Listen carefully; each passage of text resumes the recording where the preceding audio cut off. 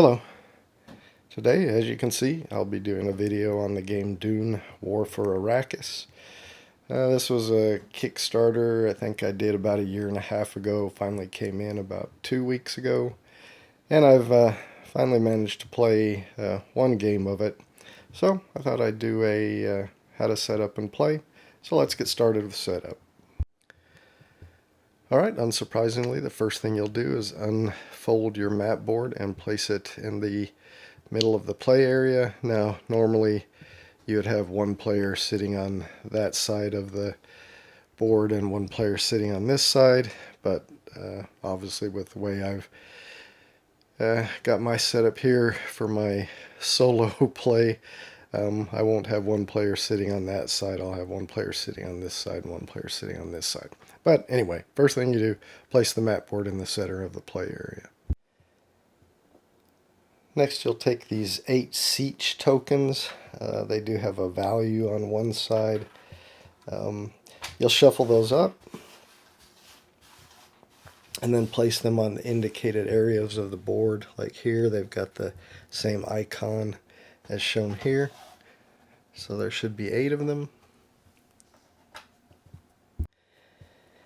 The Atreides player can inspect the bottom of these at any time and see what their value is, but obviously the Harkonnen player cannot do that. And there's one more that I am not, there it is.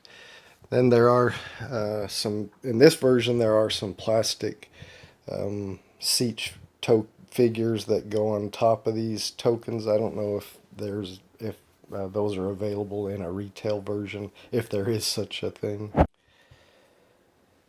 So you just cover each of those tokens up with these plastic siege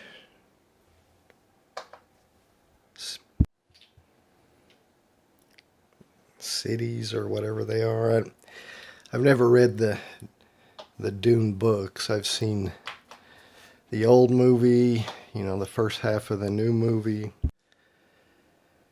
and there was a sci-fi channel miniseries back in the early 2000s, I think, that I saw that, but I'm no Dune expert. Anyway, put the plastic siege tokens or figures over the tokens.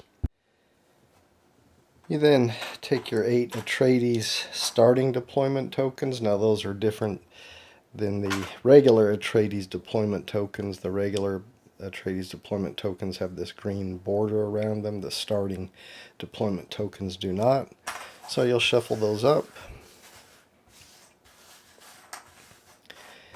And then you'll place one in each area with a siege, along with one Atreides Naib leader figure. That's what this figure here is, the Naib. I guess I'm pronouncing that somewhat closely. Anyway, that's the Naib leader. So in each area with a siege, you'll place one starting deployment token and one Naib leader figure.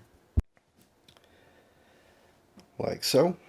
So one token and one leader in each siege area. You then take the standard Atreides deployment tokens and put them inside this Rebels bag. And then just set that somewhere near where the Atreides player will be, and he'll be using that later in the game. You then place the 6 Harkonnen settlement figures on the board. So there's 4 Pion villages. They look like this. And you'll place them over these areas of the board that have the Pion village indicator, and they've got a value underneath them. You just cover that up. There's 4 of them.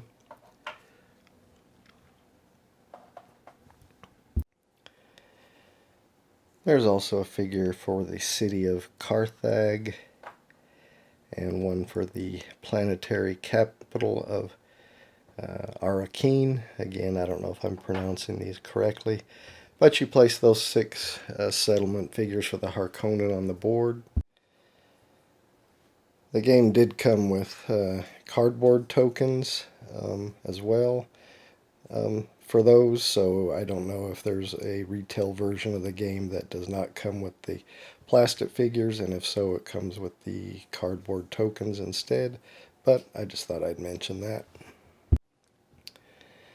The rank value underneath these Harkonnen settlements is public knowledge, excuse me, and can be inspected by any of the players at any time. You'll get the 2 sets of Harkonnen deployment tokens, this set and this set. Shuffle those up, and then you'll place 1 of each type in each of the Harkonnen settlements, like this, keeping them face down for now. So you have them all deployed like so. Once you've got them all deployed, then you'll flip them up and replace them with the corresponding figures. And the icons on here tell you what figure you'll need. So the solid red circle is a Harkonnen regular. The Kickstarter version of the game comes with 3 models of the Harkonnen regular. They all have this smaller circular base, so you can use any of those. So for Harkonnen regular, you'll just place one of the 3 regular models in the area. This is the icon for a Sardaukar. I'm not sure if I'm pronouncing that properly, Sardaukar, but it's kind of a special elite unit, and you can see it's got the hexagon shape. This Kickstarter version of the game comes with 2 different models for the Sardaukar unit, so you can choose any one of those. So I'll just choose this one. This icon is for a Bashar leader. That's this figure. They have this flag, and they're a little bit different color of red. The leader figures are a little bit different color of red. So we'll replace that with a Bashar leader and just remove that token from the game. And then these 2 icons are for a regular elite. Remember I said the Sardaukar is kind of a special elite. These are just for the regular elites, and they've got the square base. And this Kickstarter version of the game comes with 2 models for the elite figures. They do both have the square base, so you can choose either one of those. So since we have to have 2 of them, I'll choose 1 of each type of model. And now we've replaced those deployment tokens with actual figures and place them in the area. And now I'll go ahead and do that for the rest of the Harkonnen settlement areas. I've got these areas done, 1 more to go. So we'll flip this one. We got a regular and an elite. So remember, an elite just has the square base, and a regular has the smaller round base, and then we have 3 regulars.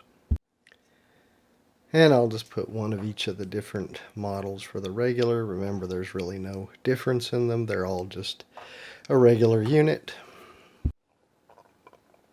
Alright, that completes that step. Next, you'll shuffle up these 6 ecological testing station tokens. They each have an icon, a different type of icon, which we'll talk about later on the bottom of them. But we'll shuffle them up. This remains secret to all players, both Harkonnen and Atreides. And then 1 is placed on each of these areas of the board that has this icon on it. So there should be 6. Again, these are only revealed if an Atreides Legion enters one of these areas. Alright, there's 2 more. 1 more. Where am I missing 1? Ah, here it is. And then place the plastic figures on top of them. That's these figures for the ecological testing stations. Again, I'm not sure if regular non-Kickstarter versions come with these. But if not, the tokens work just fine. Alright, that's all 6 of them. You take the 3 prescience markers. I think this one stands for Jihad, this one stands for the Kwisatz Haderach, and this one stands for Sand Dwellers. I take all 3 of them, place them on the 0 space of the prescience track, which is over here, which is the side of the board the Atreides player would be sitting on if you could place a player on that side of the board. Again, I can't do that for my small little solo play area here. You take the supremacy marker and place it here on the 0 space of the supremacy track, and that's on the side of the board that the Harkonnen player will be sitting. Take the prescience deck, shuffle it, and then place it somewhere near the board.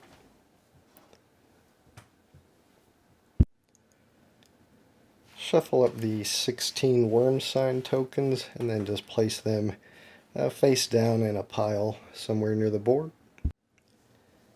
I'll just place mine in this little token holder that my daughter made me. Each player takes their faction's appropriate dashboard. This is for the Atreides player, so they'll take that, put that in their play area. This is the dashboard for the Harkonnen player, so they'll take that and place that in their play area. Now I will mention I'm setting up for a 2-player game. There are rules and components, different dashboards for a 4-player game where you're basically, or 3 or 4-player game where you're splitting up one side. So if you're playing a 4-player game, the Harkonnen team is split up into a team where you have the Harkonnen and the Carino ally, I think. And the Atreides player is split between the Atreides and the Fremen. They become like a team. But again, I'm setting up for just 2-player game, so that's the rules I'll be showing here, and that's the components I'll be showing here. Each side will take their corresponding leader deck and look through it and find the ones that say in play at start of game. So for instance, Paul Atreides starts in play of start of game. You'll look at the icon on the top left of their card, and that's the action symbol. You'll place them face up in their action box in the with the matching action symbol. So we know Paul Atreides starts in play at the start of game. His action symbol matches here, so we'll place his card face up. Now face up you would think is the more colorful picture, but it's the one that has the actions you can take. So we'll place that there. For the Atreides player, Lady Jessica is also in play at the start of game. She's got this action symbol, so we look on the board and there's where her card goes. We find the leader Stilgar is in play at the start of game, so we look at his action symbol, match it up to this action box, so we'll put his card face up. Those are all the leaders that start in play for the Atreides. All the other ones tell you when they enter play, like this one says Reverend Mother Jessica enters play when the Sand Dweller's prescience marker reaches step 3 of the prescience track. And she would replace, if you put her in play, you replace the Lady Jessica figure. We'll talk more about that later, but the other leader cards do mention when they come into play. And just so you'll just keep those cards nearby your play area. The Naib leader's card for the Atreides player starts in play. It doesn't say it starts in play, but it doesn't go on an action slot on the board. You just keep it somewhere near the board, and it tells you the Naib leaders have no special actions in their card, but they do give you a benefit in combat and when something requires a leader, which we'll talk about more in play. But for now you just set your Naib Leaders card somewhere near your playboard for the Atreides. For the Harkonnen player, their Bashar Leaders card, just kind of like the Naib Leaders card, just starts somewhere near the board for the Harkonnen player. They also start with Captain Arisham starts in play. So again, you find the matching action box and place his card there. Beast Raban starts in play at the start of game, so we'll place his card there. And Baron Harkonnen starts in play at the start of game, so we find and place his there. The rest of the Harkonnen players' leaders, again, they say when they enter play. For instance, enters play when any Rage overcame Shaddam IV planning card is played. We'll talk more about planning cards later. But the Harkonnen player will just set these other leader cards somewhere nearby. You find the figures that correspond to the leaders whose leader cards start in play and just place them somewhere nearby. This is Stilgar, so we'll just place his figure close by. This is Lady Jessica, so we'll just place her figure close by. They don't start on the board. You have to deploy them to place them on the board. And this is Paul Atreides, so we'll just place his figure nearby. And for a Harkonnen player, this is their Captain Arisham figure. We'll just place that near their dashboard. Baron Harkonnen figure, place it near their dashboard, and their Beast Raban figure, because those all start in play somewhere near the dashboard.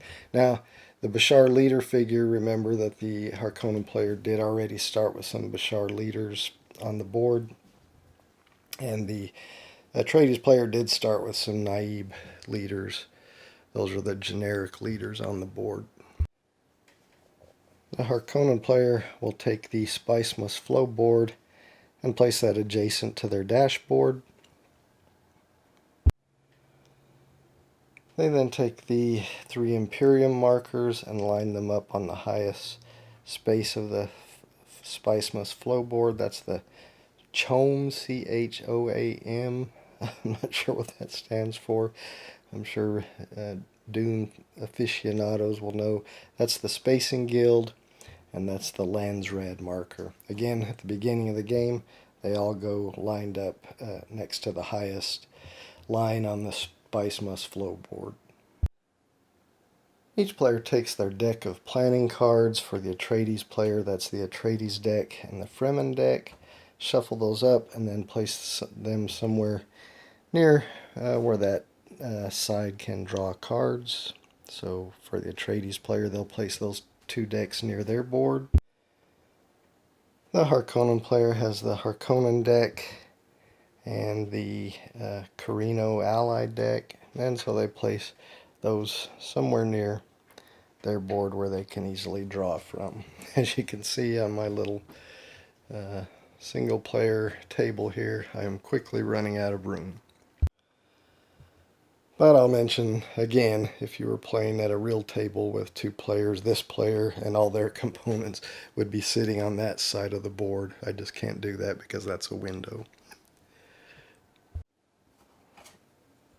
Next, the Atreides player will take the secret objective deck, shuffle it up, and draw 1. They will keep this secret from the Harkonnen player for the entirety of the game. This lets them know what scores they need to reach on the prescience track in order to win the game.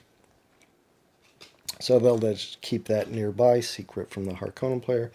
The other secret objective cards can just be set aside. The Atreides player will take their 4 action dice and their 6 combat dice and just set them somewhere near their area. The Harkonnen player will take their 8 action dice and 6 combat dice and just set them somewhere near their play area. There is a reference card for the Harkonnen player that they can keep near their area, and a reference card for the Atreides player that they can keep near their play area. The Harkonnen player has these 3 Imperium BAM cards that they'll need to keep somewhere nearby. Take your Bene Gesserit tokens. The Atreides player does start with one, and the other ones can just be placed in a supply near the board. Give the Spice Reserve token to the Harkonnen player. He can just keep that somewhere in his play area. And then, of course, both players will keep all their extra figures somewhere nearby. Of course, I have no room for extra figures here on this table, so we'll see them as they come out. But other than that, we are now set up and ready to play. Alright, so before we get into how to play, let's talk about how you win. The Harkonnen player wins if their supremacy marker ever reaches the top of the supremacy track, the 10 spot. So if they get 10, anytime they reach the top of that track, they immediately win the game. The Atreides player, as we mentioned, has to move their different prescience markers on the track to meet what they got on their secret objective. So they have to move the Kwisatz Haderach marker up to the 9 spot on the prescience track, the Sand Dwellers to the 6 spot, and the Jihad marker to the 4th spot. So if they have reached all those at the end of the round when they check for victory, then they would win the game. Alright, next we should probably talk about the board, which represents the northern hemisphere of the planet Arrakis. Alright, the board is divided. I don't know if you can see these dashed blue and white lines. And so those form sectors. So you have 4 inner sectors. So that would be, one, you can kind of see here, 2, 3, and 4. So there's 4 inner sectors, and then there's 4 outer sectors. So a total of 8 sectors.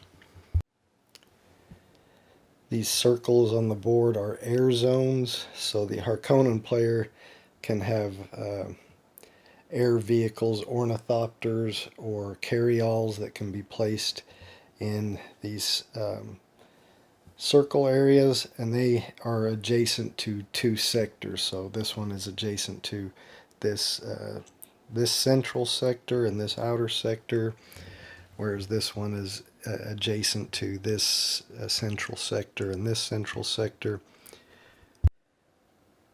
So each air zone will always be connected to 2 sectors. And when we get more into how the game works, you'll see how that comes into play. The sectors are divided into areas by these white lines, and there's different type of terrain type for the areas. So this, desert looking area is a desert area. All the outer desert areas that touch the edge of the board are called deep desert areas. The ones that don't touch the end of the edge of the board are just regular desert areas. The brown mountainous looking areas are mountain areas. These lighter colored areas here and here are plateau areas. And finally, this sandy looking area here is called minor erg areas.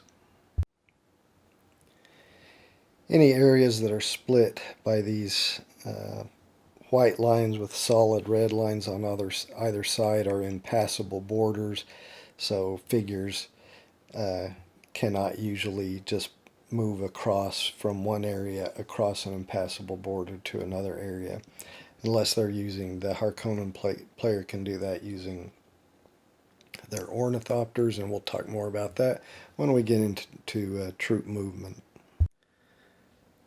The North Pole area here is a mountain area, and it is adjacent to all 4 central sectors of the board, so it's also considered to be connected to all air zones. All right, I think that pretty much covers the board, so I think we can move on to how to play. All right, the game is played over a series of rounds which continue until one of the factions, the Atreides or the Harkonnen, wins the game. The rounds are broken up into phases. The first phase of a round is the start of round phase. During the start of round phase, each faction will draw 2 of their planning cards, 1 from each deck. So the Atreides player would draw 1 planning card from the Fremen deck and 1 from the Atreides deck, and these, have actions, special things they can do on their turn, so they'll keep those in their hand. The Harkonnen player will do the same. They'll draw 1 from the Harkonnen deck and 1 from the Carino Ally deck. We'll look more at these cards later, but they'll keep those in their hand, secret from the opposing player. Then 3 cards from the Prescience Jet deck will be drawn and laid out in view of all players, and this will show things that the Atreides player can do to try to accomplish, to try to move their markers up the Prescience track. So for example, during the action resolution phase, which we haven't gotten to yet, but if an Atreides legion attacks a Harkonnen legion not in a settlement and cause at least 1 hit, then they would move their marker up 1 on the Kwisatz Haderach, or their Kwisatz Haderach marker up 1 on the Prescience track, and their Jihad marker up 1. This one, if an Atreides legion with a named leader moves to an empty desert area by sand riding, we'll talk more about what sand riding is later. But again, that'll move 2 of their markers up on the Prescience track. And another one, if an Atreides legion destroy 2 Harvester in the same turn, then they would get to move their Jihad marker up 2 on the Prescience track. And again, these happen in the action resolution phase as seen here. If they do it during that phase, then they accomplish that. They can only, during a round, accomplish at most 2 of these Prescience cards. So even if they could do a 3rd one, they're not allowed. 2 at most in a round. There are some Prescience cards that say end of round, so it's something that you have to do at the end of round, or a state you must be in at the end of the round to collect that card. But all 3 of these just happen to say action resolution phase. And as I said, all players should be able to see and read those, because the Harkonnen player is going to want to know what he needs to prevent you from trying to do this round. And if you're the Atreides, and the Atreides player is going to want to know what they need to try to do this round to accomplish those.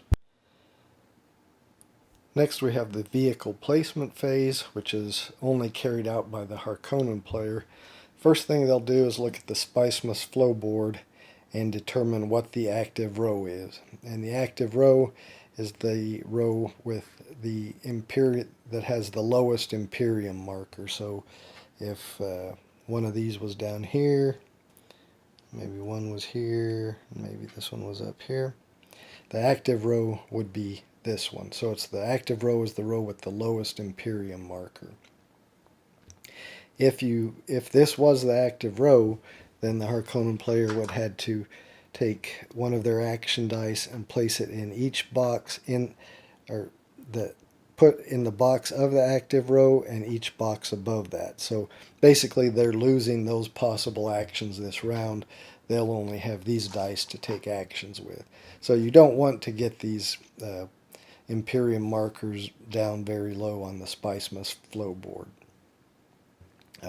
But again, the active row is the lowest row that a marker is at. If at the beginning of the game they're all at the top, so the active row is the top row. There's no boxes there, so the Harkonnen player doesn't have to place any dice there. Again, I'll just show another example. if the two of their Imperium markers were down here,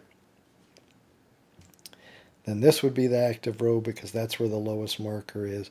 So they would have to put one of their dice there, and they would keep the rest for their action turns. But again, at the beginning of the game, they're all up at the top.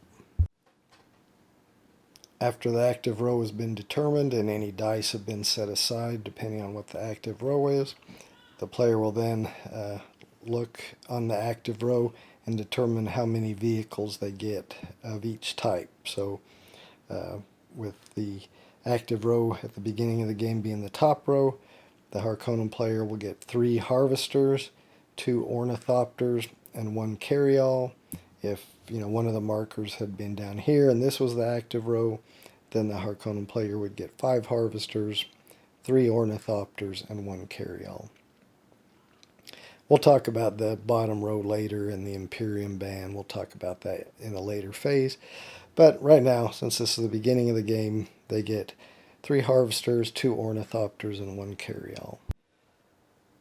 They then place those vehicles on the board wherever they can be placed. So harvesters can be placed in desert areas, free desert areas. So a free area is an area that doesn't have any enemy units, any enemy settlements, or sandworms in it.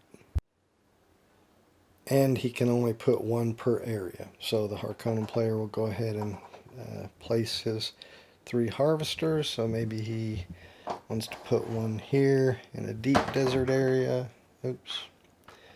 Maybe 1 over here, and maybe 1 over here. You can then place his ornithopters. Of course, they have to go in air zones. Any free air zone, only 1 vehicle per air zone.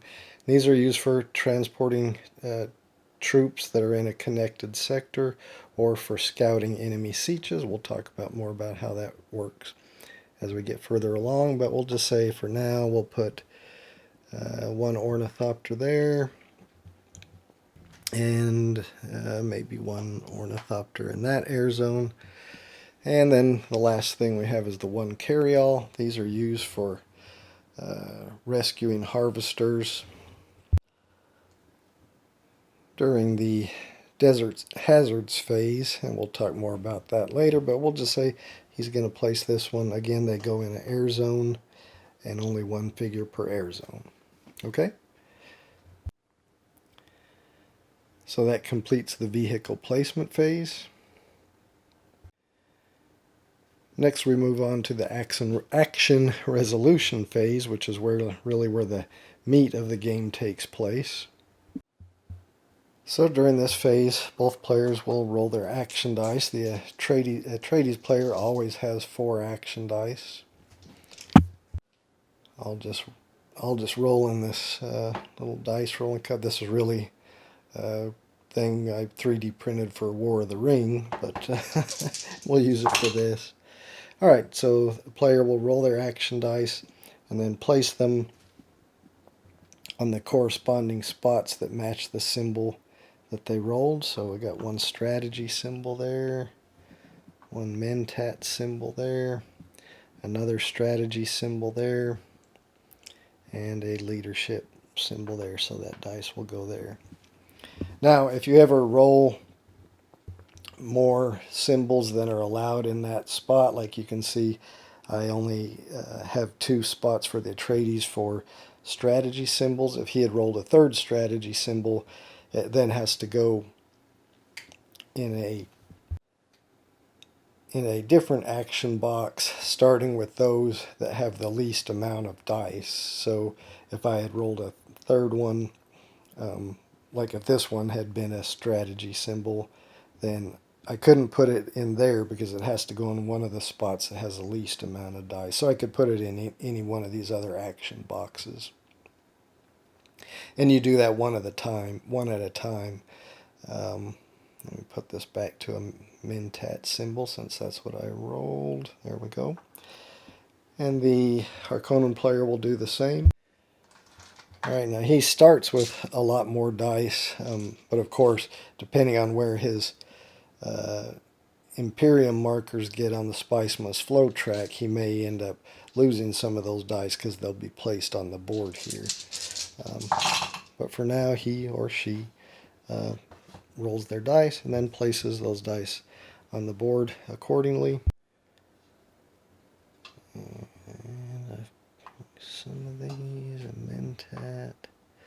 Now, you'll see I've already got 2 on the strategy, and I've rolled 2 more, so 1 can be placed there. This other one cannot be placed there, so it's got to go in one with the least amount of dice already in action boxes, so it has to go over here. And you can just turn it to a house symbol.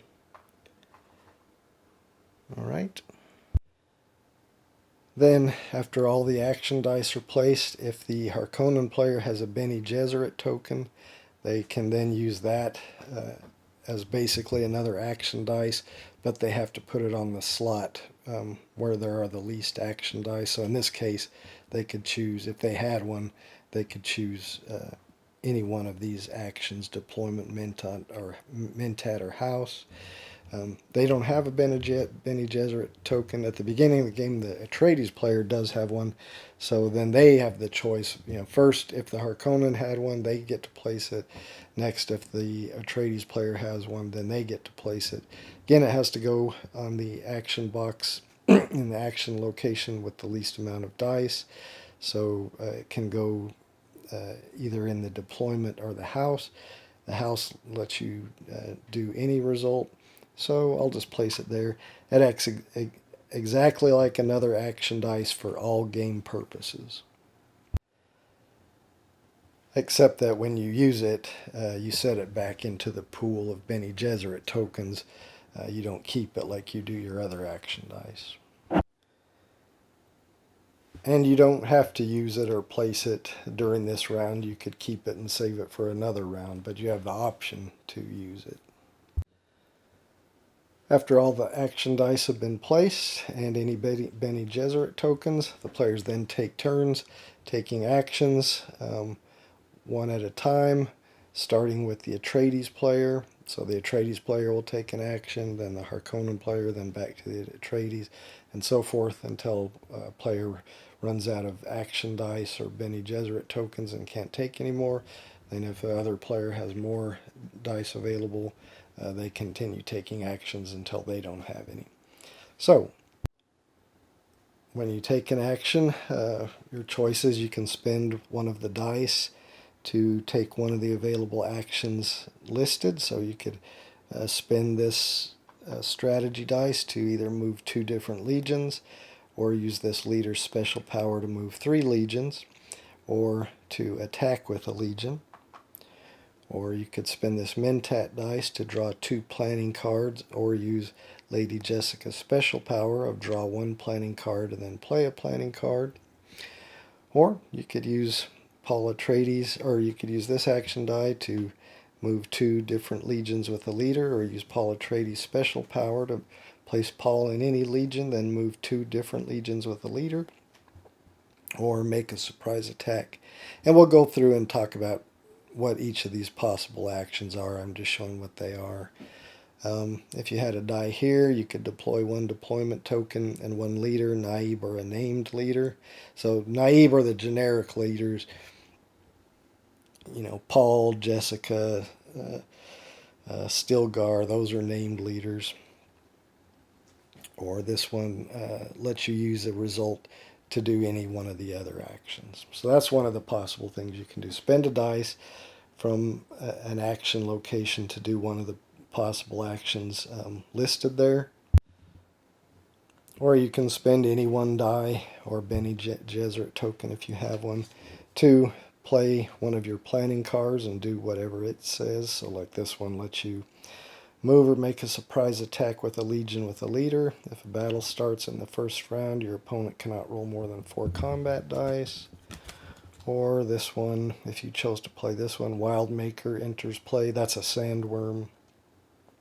Place its figure in an empty desert area of your choice. If Wildmaker is already in play, move and attack with the Wildmaker. So anyway, you can spend any one dice or Bene Gesserit token to play a planning card from your hand and do what it says. After you've played that planning card, you just discard it.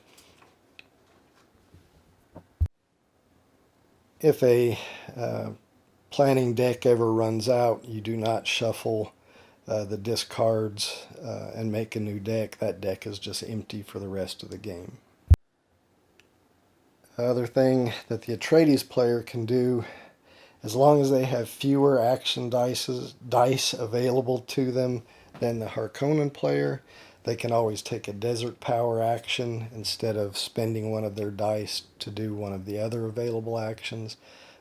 They can take a desert power action without spending a die, but again, that's only as long as they have fewer dice available to them than the Harkonnen player.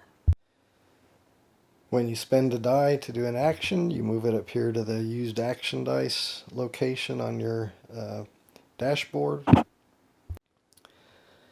The effects of an action or a planning card are never mandatory, and you can only, if you want to, you can only do a part of them. Like if you chose to do the action of move 2 different legions, spend a die and do that action, then you could choose to only move 1 legion if you wanted to. Or if you chose to do Lady Jessica's power of draw 1 planning card, then play a planning card, you could just draw a planning card, or you could just play a planning card. So again, any of the actions, you don't have to carry out all that action that's listed there. You can only do a portion of it if you wish. So again, we would start with the Atreides player. They would do 1 action. Then we'd move over to the Harkonnen player. They would do an action. Go back and forth. The Harkonnen will always be the last player to take an action. Once they have no more actions to perform, then that would end the action resolution phase. So let's talk a little bit more about in detail about how you would carry out each of these actions, how movement works and battles work, etc. The different actions, leadership, strategy, deployment, mentat, house, are similar on both boards. There also are some differences, so I'll begin just looking at the Atreides board and then and cover those actions, and then anything that's different on the Harkonnen board, I'll go and mention that afterwards. But let's start with the leadership action. Now, let me mention before I get to the details of those that the action areas that have a leader card in them, you'll see if they don't have a leader card, they still have the 2 basic actions that are listed here. So move 2 different legions with a leader, that's listed here.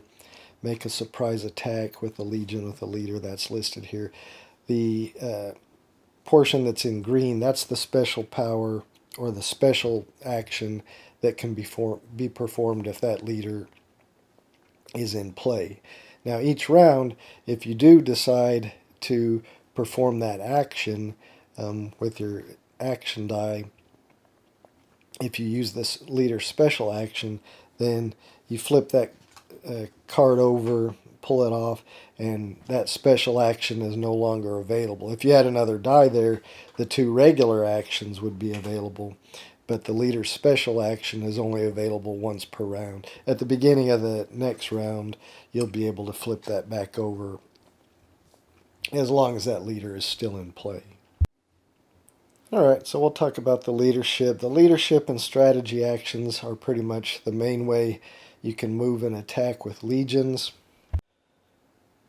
So we should probably define what a legion is. All units and leaders that are in the same area comprise a legion. So like all the units, a leader is not considered a unit, it's a leader.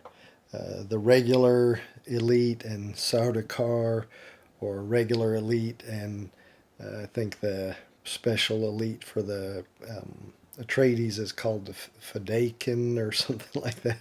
Anyway, any units and leaders in an area comprise 1 legion.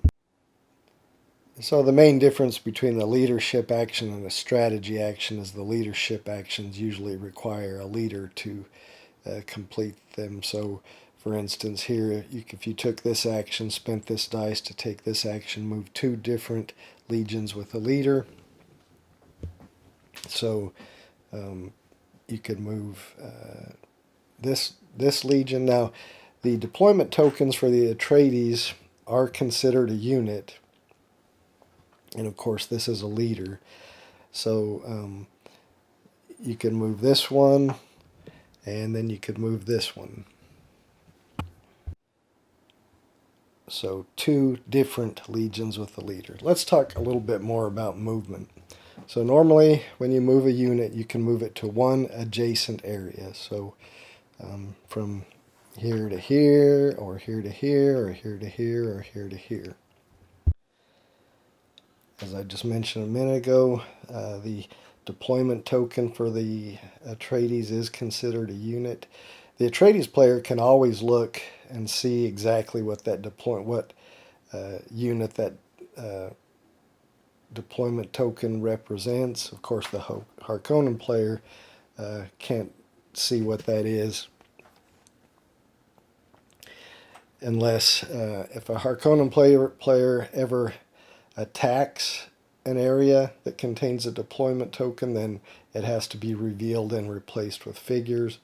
Or if they ever do a scout action with one of their ornithopters and that reveals the area where the deployment token is, then it has to be revealed in the unit's place there. And we'll talk more about attack and scout actions here shortly. And on the Atreides player's turn, they always have a free action available that doesn't cost a dice called guerrilla training, where they can at any time reveal a deployment token, one or more deployment tokens, and replace them with figures at that time. Now I should probably mention that an area has a stacking limit of 6 units, so you can never have more than 6 units in one area. If you ever exceed that, then you immediately have to remove units until you're down to 6 units. Now again, leaders are not considered a unit, so they don't count toward your stacking limit. And a Atreides deployment token only counts as 1 unit for stacking purposes. However, you have to be careful, because if you had, 5 other units, revealed units in here, and some Harkonnen attacked that area and you had to reveal it, and it was more than 1 unit and put you over your limit, you would immediately have to remove some of those units so you're down to your stacking limit. So again, when a legion moves, it can move into an adjacent free area. So again, that means that area they're moving into cannot contain enemy units, cannot contain a sandworm, cannot contain an enemy settlement. So this, if you moved this legion, it could move here. Or if the Harkonnen legion was moving a unit, they could move all of these guys here. Again, you can't cross an impassable border, and you can only move one region, one area. Now, when you choose to move a legion, you don't have to move all of the units that are in that area. You could choose to split it. So if you were moving a legion, you could decide, well, I'm just going to move these guys here and leave this guy behind.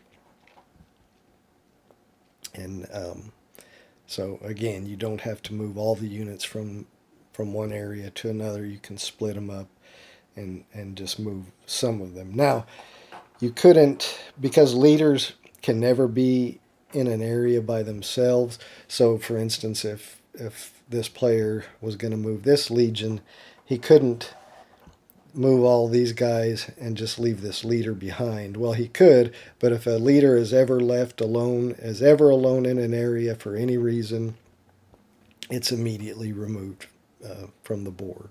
So you wouldn't want to just leave a leader alone. So if you were going to move this legion, you would probably want to move the leader at least with a couple of them or all of them.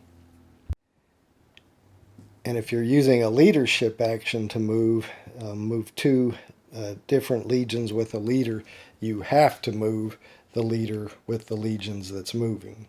Now, if you were using a strategy action and just doing move two different legions, then you don't have to move a legion that's got a leader, or you could leave the leader behind if you were leaving at least one unit with him.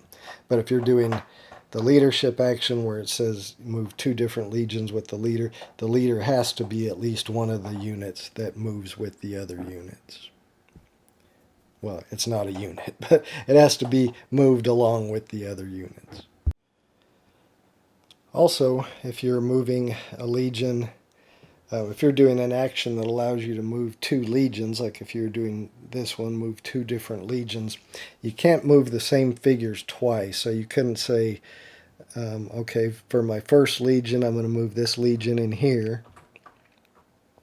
And then for my second move, I'm going to move all of these guys here. You can't move the same figures twice. So you could, if you wanted for your first move to move this legion here, but then when you moved your second legion, you could not move those same figures you just moved in here. You would have to choose from those that hadn't moved yet and move them. So again, the same figure can't move twice with the same action. All right, now the Harkonnens, because they have the ornithopters, they can do a troop transport when they're doing a movement, and that allows them any legion that starts its movement in the same sector that is covered by an ornithopter can move an extra area, and they can move across impossible borders or across a area that contains enemy units or a sandworm or an enemy village or siege or whatever, an enemy settlement, because they skip over it. So, for instance, if you were moving this legion, because there is a ornithopter here, normally you would just be able to move it one area away, but an ornithopter, if you start your movement in the same sector as an ornithopter, and remember, an ornithopter always covers two sectors, so this one is covering this sector here and this central sector here.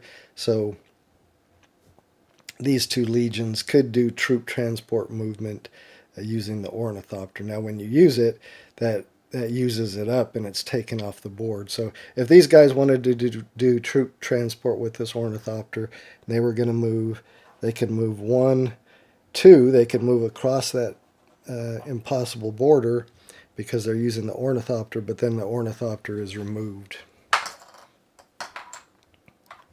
and taken off the board for this round.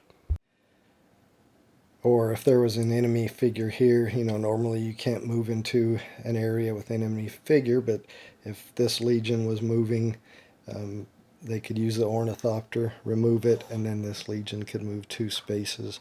So they could skip over that one, skip over the impassable border, and move there.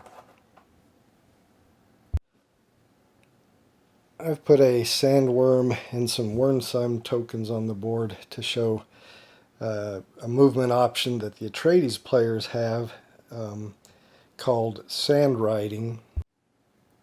The Atreides player, if they're moving a legion, they can move across any adjacent consecutive worm sign tokens and sandworms and land in an adjacent spot. So this guy, he's just say he's by himself, or maybe he's with the leader, and you use an action to move this legion. Well, normally, as I said, they normally can only move to one adjacent space, but the Atreides player can sand ride, and in that case, they can go across any consecutive worm sign and sandworms and then land in an adjacent space. So for one movement, they could move all the way from there to there if there were worm sign tokens and a sandworm.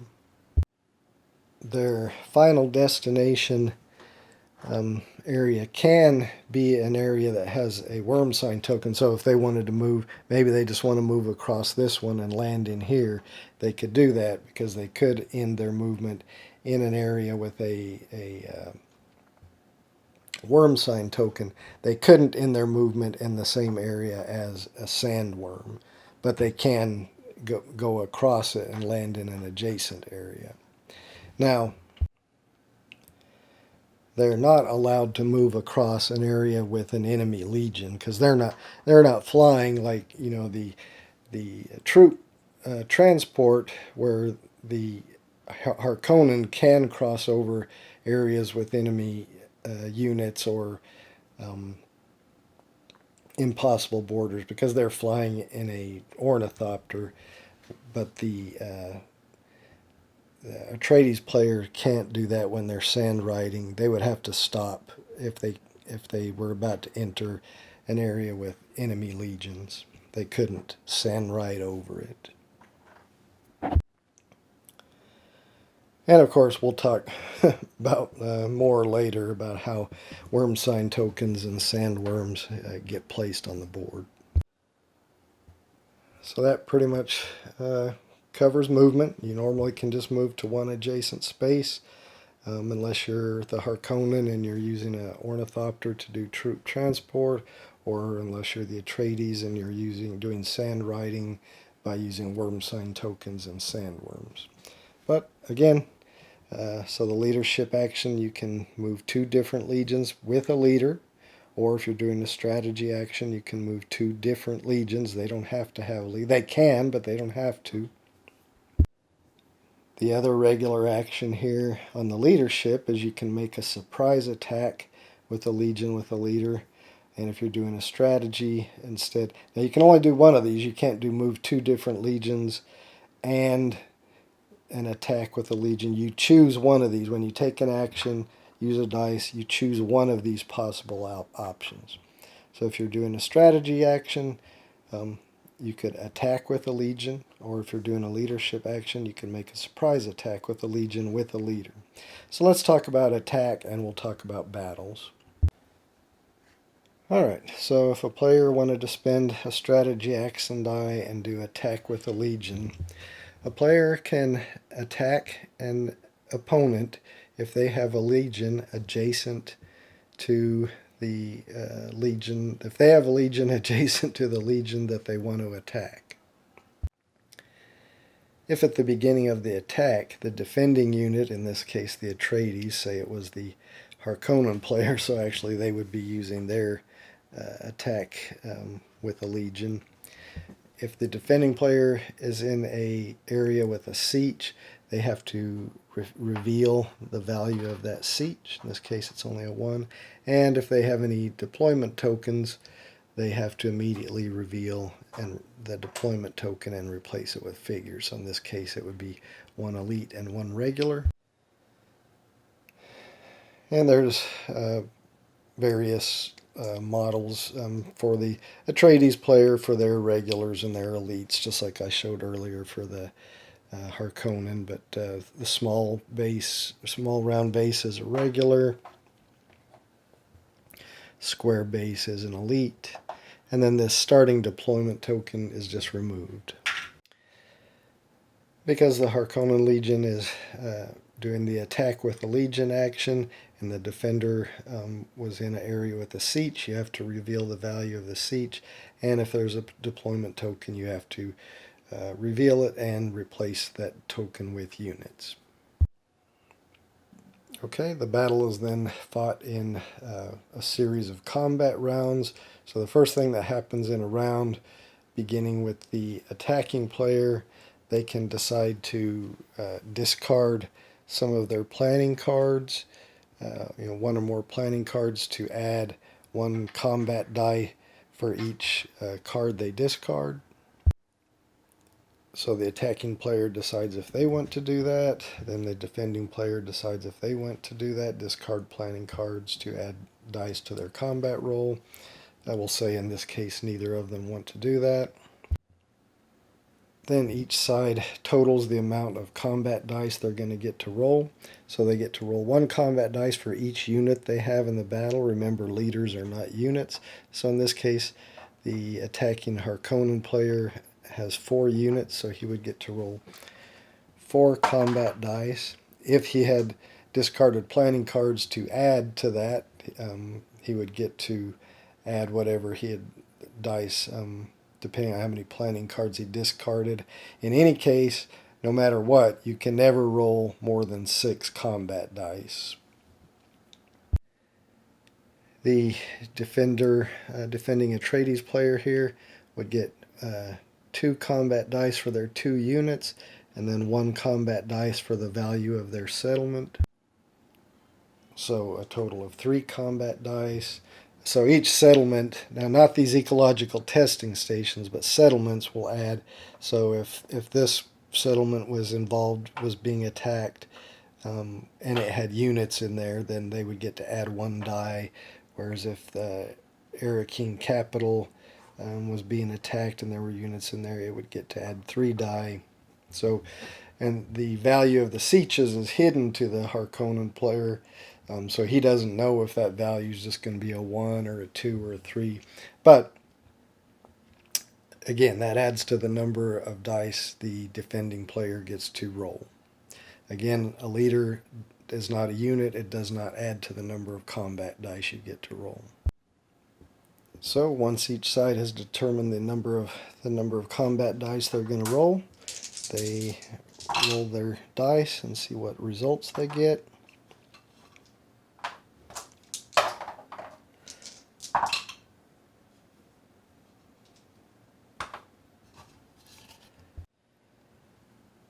Right, each arrow type symbol like that is a hit. Each shield type symbol will block 1 hit. This special symbol is used by leaders that are involved.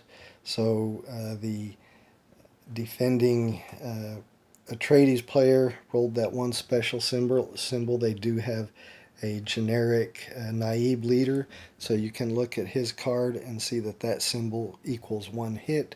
So in this case, the Atreides player got 1 hit and 1 shield, 1 defense. The attacking Harkonnen player got 2 hits and 2 defense. The presence of the special elite units, the Sardaukar for the Harkonnen and the Fedaykin, which there isn't one here for the Atreides player, but if he had one, the special elite units cancel 1 defense die rolled for each one of the special units. So in this case, he's got 1 Sardaukar unit, so he does cancel 1 defense die that the Atreides player rolled. He doesn't have any of those special elite units, so he doesn't get to cancel any of the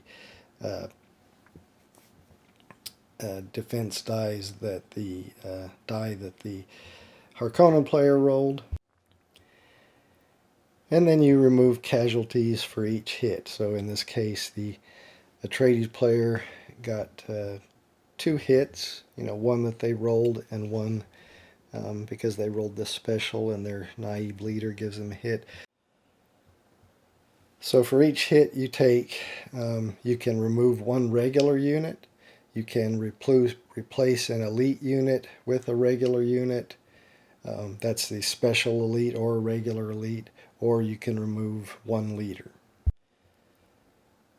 So in this case, the Atreides got 2 hits, but the defending or the attacking Harkonnen had 2 shields, so they blocked both of those hits. So they don't have to remove any figures. The Harkonnen got 2 hits. The defending Atreides got no shield, so they have to remove 2 units. Again, each hit removes 1 regular. or replaces an elite with a regular. So if we're going to take 2 hits here, we would have to remove this regular and remove this elite and replace it with a regular. So basically an elite can absorb 2 hits. Since neither side was defeated, the attacking player can decide whether they want to continue the battle for another round. If the defender is in an area with a settlement, and the attacking player wants to continue the battle for another round, then they have to take 1 hit. If the defender is not in an area with a settlement, then the attacking player doesn't have to take a hit to continue the battle. So we'll just say in this example, the attacker does want to continue, but because the defender is in an area containing a settlement, the attacker will have to take 1 hit, so he'll have to remove a regular. And then we would start the combat round over again with the attacking player deciding if he wants to discard any planning cards to add dice to his combat roll. Then same with the defender, then they would add up the number of dice they're going to roll. So in this case, the attacker would roll 3, unless he discarded planning cards in which he could roll more. And the defender would get to roll 2, 1 for his 1 figure and 1 for his siege value there. And we'd continue until one side loses. Now if this figure was removed, then if a leader is ever alone, then it's automatically removed, and if the attacking player had any units left, they would have won that battle. If the attacking player decides not to continue the battle, then they just can leave their units where they are, and that ends their action for that round. If they did do another round of combat, and we'll say they took at least 1 hit, so this unit is removed, which would automatically remove this unit. Well, I guess they could take the 1 hit on the leader and still leave that unit, but if they took at least 2 hits, then both would be removed for sure. And then the winner of, if the attacking player wins the battle, they move into the area they were attacking. If that area is a siege, then they remove the siege and they get to move their supremacy marker up the value of that siege. So the Harkonnen player, if they won that battle, they would get to move their supremacy marker up 1 on the supremacy track. So that is one of the main ways for the Harkonnen player to move up the supremacy track, is to attack the sieges. And remember, their values can be 1, 2, or 3. And if the Harkonnen players are able to win the battle there and move in there and remove the siege, they get to move up the supremacy track. One thing I did forget to mention, if after the first round of battle, if the attacking player decides to continue another round of battle, the defending player does have the option to retreat. If the defending player does choose to retreat, the opponent gets to choose which adjacent area they move to. They can only move to an adjacent area that is free for them, so in other words, doesn't contain any enemy units or sandworm. If it's a Harkonnen player, they can't retreat into an area with a worm sign token. If there's no valid area for them to retreat to, then they can't retreat. But in this case, if they decided they were going to retreat, they could, the Harkonnen player could move them to any adjacent area because they're all valid currently.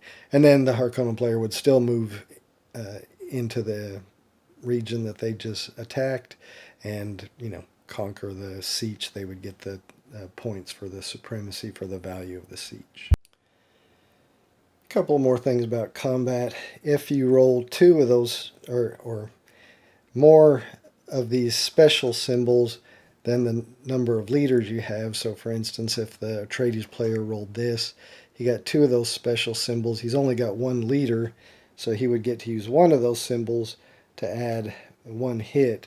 The other one would just be considered a miss. Now, if he had another leader, then he could reference that leader's card and see what that special symbol did for them and use 1 for 1 leader and 1 for the other leader. Or if he had two leaders in the combat and he only rolled one special symbol, he could choose which of the leaders that special symbol would apply to. So that's attacking with a legion. Remember, the leadership lets you make a surprise attack with a legion with a leader. The only difference there is you have to attack with a legion with a leader, and what the surprise attack does is it gives you one extra special automatically. So they do their combat roll as normal, and then they add one extra special, and that is only on the first round of combat. If the combat continues another round, they don't automatically get that extra special. It's only on the first round. So that's what the difference of a surprise attack is. If a settlement is empty, for instance, if there was no figures here at this siege and this Harkonnen player is here, they still can't just move in there. They have to do an attack, but then they just automatically win the attack and move in and reveal it and get the supremacy points for that. So I showed you that if a Harkonnen player advances, attacks a player where there's a siege and advances and takes that over, they get to move up their supremacy track, whatever the value of that siege is. Similarly, if a Atreides player attacks a settlement, a Harkonnen settlement, and they win and take it over, then they destroy that settlement, and they get to advance each of their markers on the prescience track the value of that settlement. So in this case, if they attacked this area and defeated this army and moved into this where this Pion village is, it's worth a value of 1. They would get to move each of their markers on the prescience track up 1. If they attacked and moved into Arrakis, they'd get to move each of their markers up 3 because it's worth a value of 3.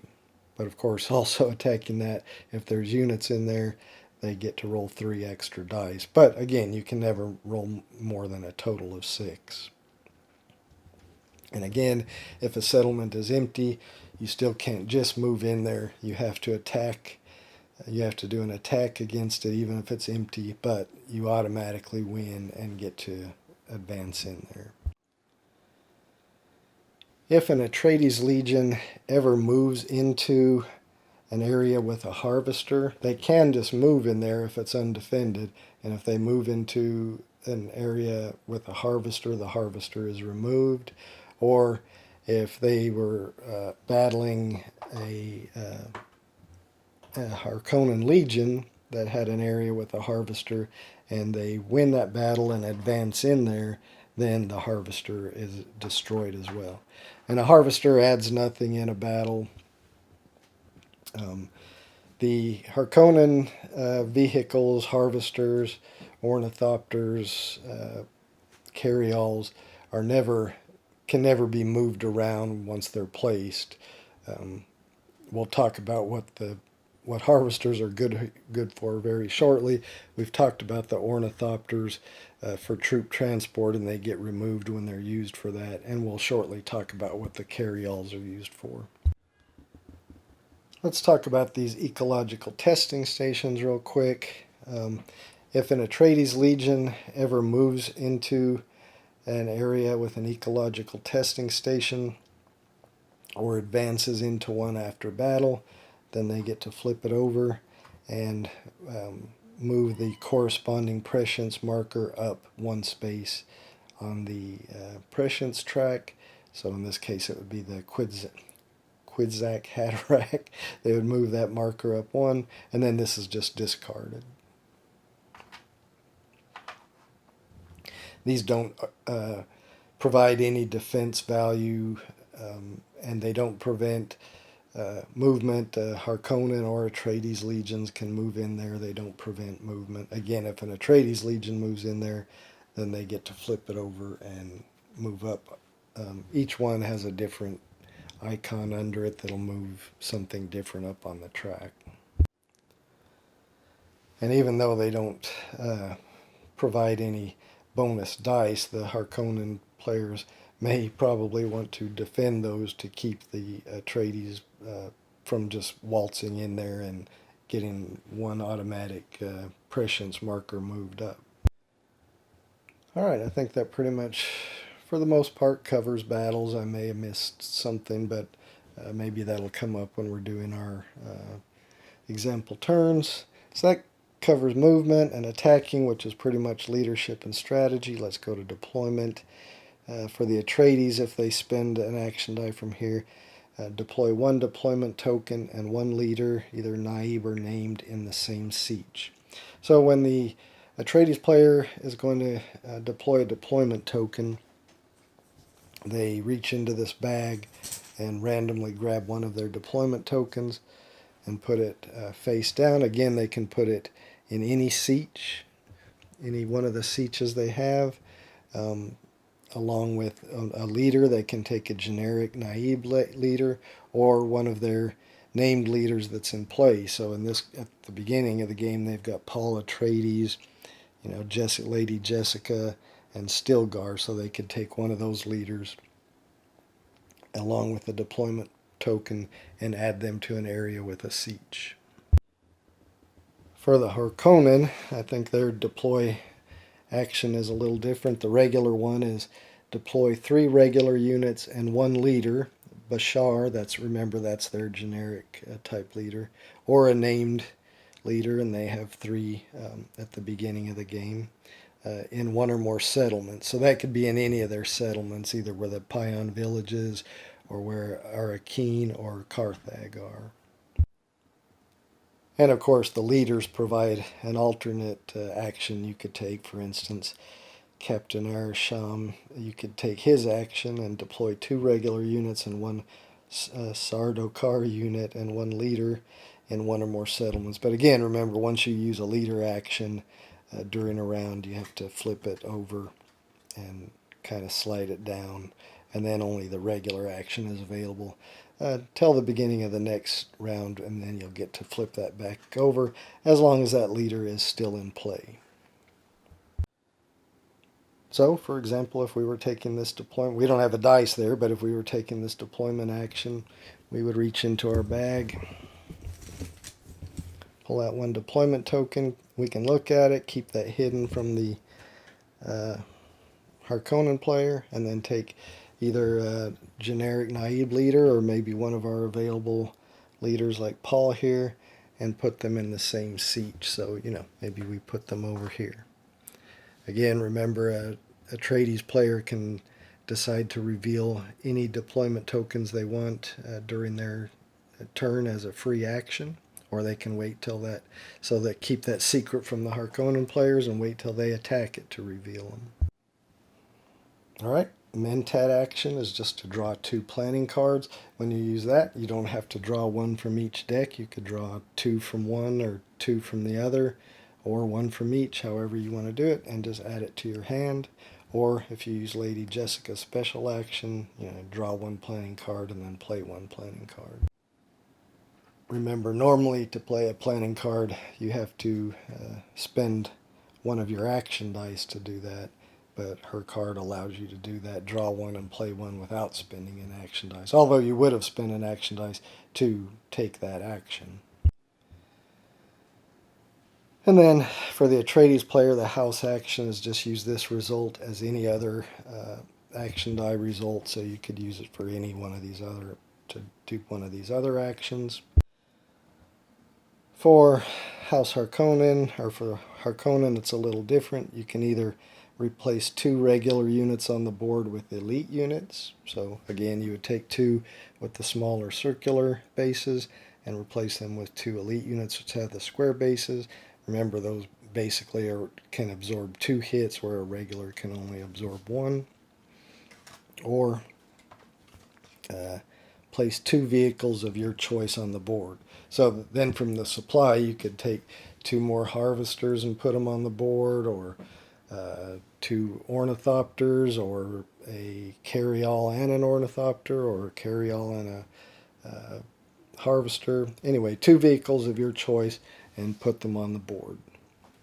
And then, of course, Baron Harkonnen, who starts in play, has a special power replace 3 regular units on the board with 3 elite units. So the only other regular actions we haven't talked about is the desert power action of the Atreides player. Remember, the Atreides player can do a desert power action as long as they have fewer unused action dice than the Harkonnen player. That does not take a dice to do. So for a desert power, you can either place 2 worm sign tokens on the board. When you do that, you just draw 2 random ones, keep them face down. You can place them in any desert area on the board, as long as it doesn't already contain another worm sign token or a sandworm or a siege. So you can, if there's a Harkonnen Legion in a desert area, you can place a worm sign token in the desert area they are in. That would not have any immediate effect. Whereas if a Harkonnen Legion moves into an area with a worm sign token, then they have to immediately reveal it and resolve it. And we'll talk about resolving worm sign tokens in a later phase, but I just wanted to mention that. When you're using a desert power action to place a worm sign token, you can place it in any desert area that doesn't already have one, and, or a sandworm or a siege. So you can put one in where there are Harkonnen units, but it won't cause it to be revealed immediately like it will if a Harkonnen unit moves into a space with a worm sign token. All right, another thing you could do instead of that is to move 2 sandworms. So we haven't talked about how sandworms get placed yet. If you choose to move 2 sandworms, and you've got at least 2 sandworms on the board, sandworms can move up to 2 areas. The destination area cannot contain any figures or tokens of any kind. They can end their movement in an ecological testing station, but that doesn't, they just end their movement there. It doesn't cause it to be revealed or anything. So they can move up to 2 areas, desert areas. Now they can traverse an area with enemy units or tokens, so if there was enemy units here, they could move here, 1, 2. They just can't end their movement with any figure, not even Atreides. They can't end their movement in areas with any figures or tokens of any kind except for ecological testing station. So if you take that desert power action, you can move 2 sandworms. You don't have to move them 2 spaces. You can just move them 1 space if you want. And the last thing, last option you have for desert power is to attack with a sandworm. So if you attack with a sandworm, you choose 1 sandworm and you can attack an enemy legion or harvester up to 2 areas away from where the sandworm is. If you are attacking 2 areas away, the area in between must be desert. So this sandworm could attack this legion because it's 2 areas away and the space in between is a desert. Or it could attack this harvester because it can attack up to 2 areas away. It doesn't have to be 2 areas away. A sandworm can attack areas in the minor erg or a plateau, but it can't attack units in mountain areas. And obviously it couldn't attack these units in this plateau because the space in between is not a desert area. If the sandworm is attacking a harvester, you just remove the sandworm and remove the harvester, nothing else. If the sandworm is attacking an enemy legion, then the Atreides player removes the sandworm. So anytime a sandworm attacks, it's removed from the board. And then rolls 4 combat dice, scoring a hit for each arrow rolled. And then The special die will score a variable number of hits depending on where the defending legion is, or they're not really defending, the legion being attacked is. If they're in a desert area, it scores 1 hit. If they are in a deep desert area, remember that's a desert area next to the edge of the board, that will score 2 hits.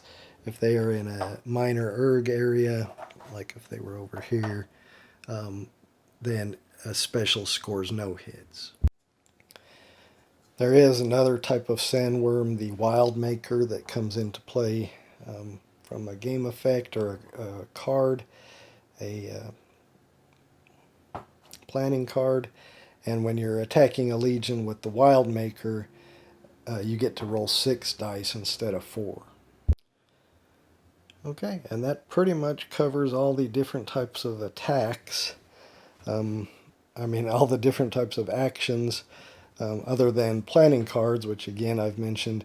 You can spend an action die to play a planning card from your hand, and then you just follow out its instructions. So as I showed earlier, this one lets you move or make a surprise attack with a legion with a leader. If a battle starts in the first round, your opponent cannot roll more than 4 dice, or you can play this one. This one lets the wild maker enter play. Let's see what the Harkonnen got for their initial cards. Attack with a legion containing a Sardaukar. Sardaukar? I don't know how to pronounce. And whatever else it said. Or place 2 regular units, 1 elite unit. So the planning cards if you play action dice to play a planning card, you just do what it says. And then that planning card is discarded. I think the only other action I haven't mentioned is the Harkonnen player can take a scouting action. That's a free action that they can take on their turn. It doesn't cost them a dice. Just like the Atreides player has the guerrilla training free action where they can reveal their deployment tokens. The Harkonnen player has the scouting action,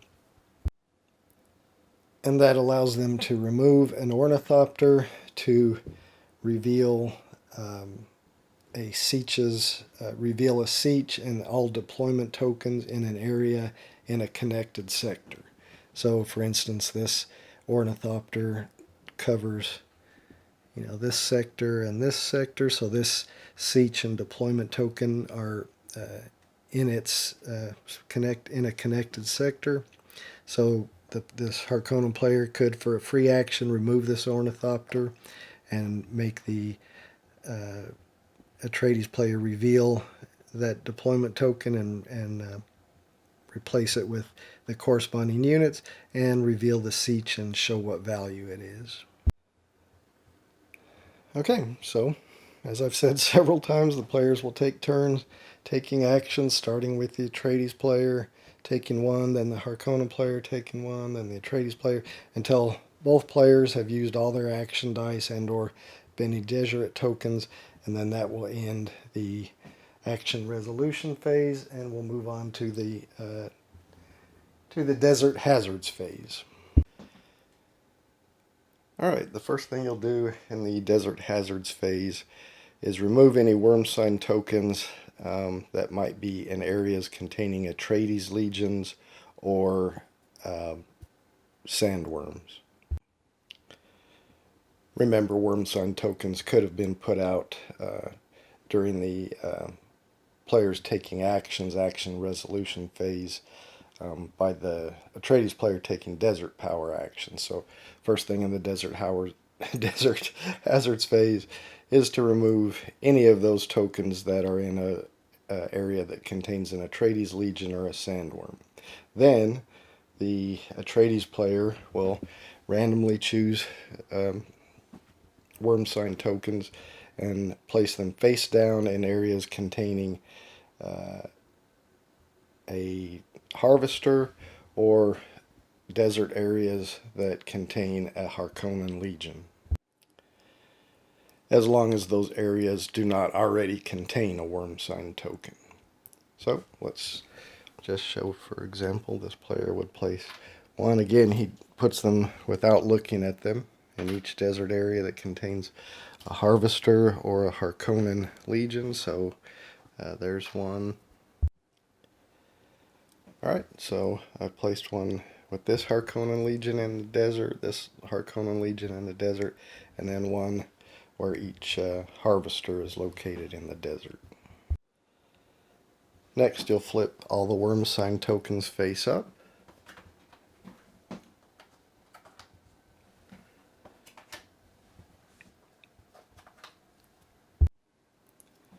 Any of those tokens that just show sand like that, that means it's a false alarm, and those can just be removed and shuffled back in with the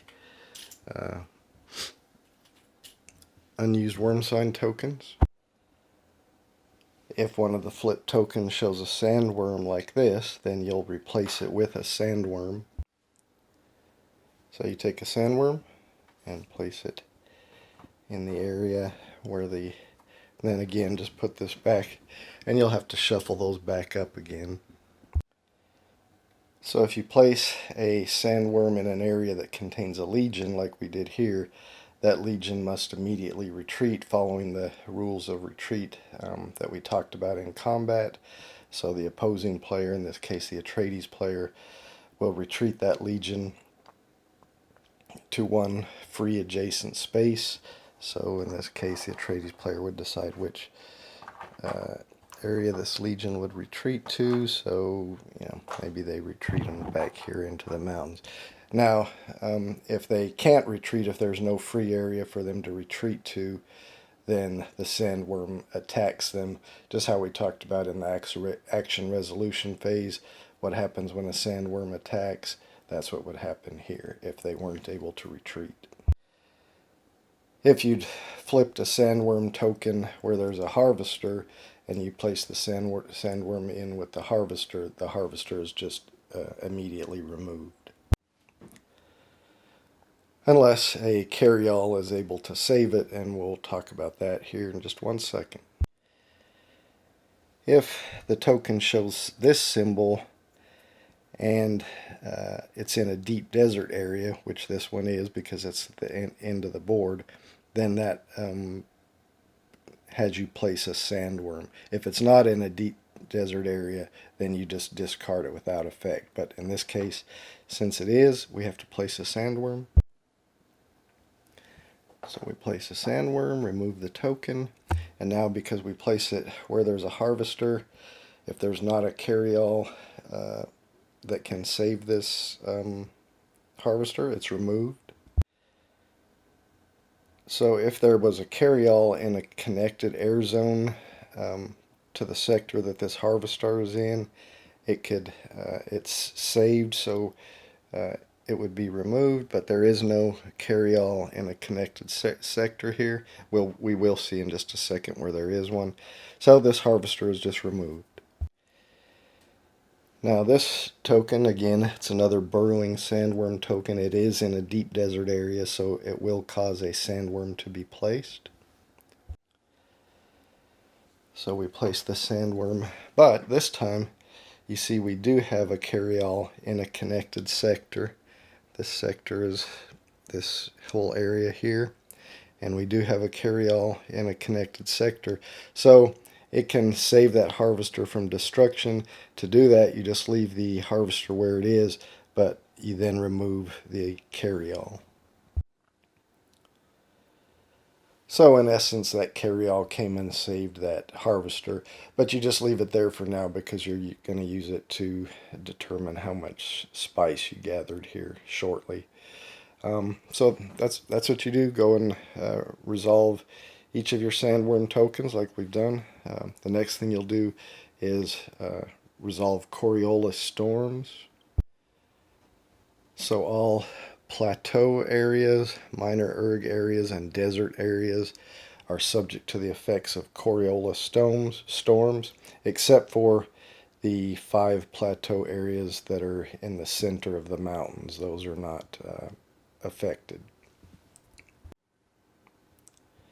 So for each Atreides Legion in one of those vulnerable areas, the Atreides player will roll 2 combat dice and see what damage the Coriolis Storms has on them. Again, that's only Atreides Legions. That doesn't affect Harvesters.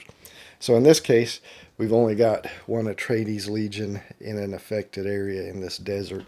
All these others are still in this protected plateau in the center of the mountains. This one is in the mountains. That's not affected area. Remember, it's deserts, plateaus that are not the central plateaus, and the minor ergs. So the only place we have an affected legion is right here. So again, the Atreides player will roll 2 combat dice. And in this case, we got 2 shields, so there would be no effect. If we had rolled a hit, each hit is, again, a hit, just like in combat.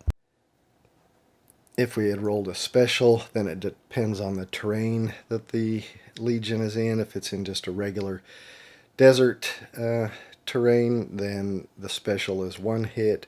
If they're in the deep desert, the special would be 2 hits. And if they're in a minor erg area, the special would be 0 hits. And there's a reference card that shows those results. For the Atreides player, Coriolis Storms roll 2 dice. For Sandworm attacks, roll 4 dice. For the Wildmaker attack, roll 6 dice. And then this shows what the results are. Arrow is a hit, a special, and then it depends on where they are. Then there's also a thing about sand riding, which we've talked about in guerrilla training. This reminds me, when I was talking about combat, I didn't talk about sand riding and troop transport when making an attack. Let me cover that real quick.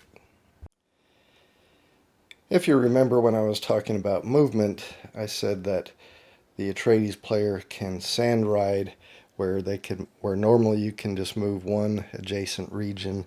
When you do movement, if there's worm sign tokens or worms, you can move across those and end up in an adjacent space. Well, the same works for attacking. Normally you can only attack an adjacent enemy legion, but the Atreides player can use the sand riding ability to attack. So if there was this enemy legion here, the Atreides player could launch an attack from here because that's an area they could possibly sand ride to. Now when you do the attack, the units stay in their original location, but you do your combat rolls just as if they were adjacent. And if the Atreides Legion did end up winning that combat and forced the Harkonnen Legion to retreat or be defeated, then they would advance all the way to that spot.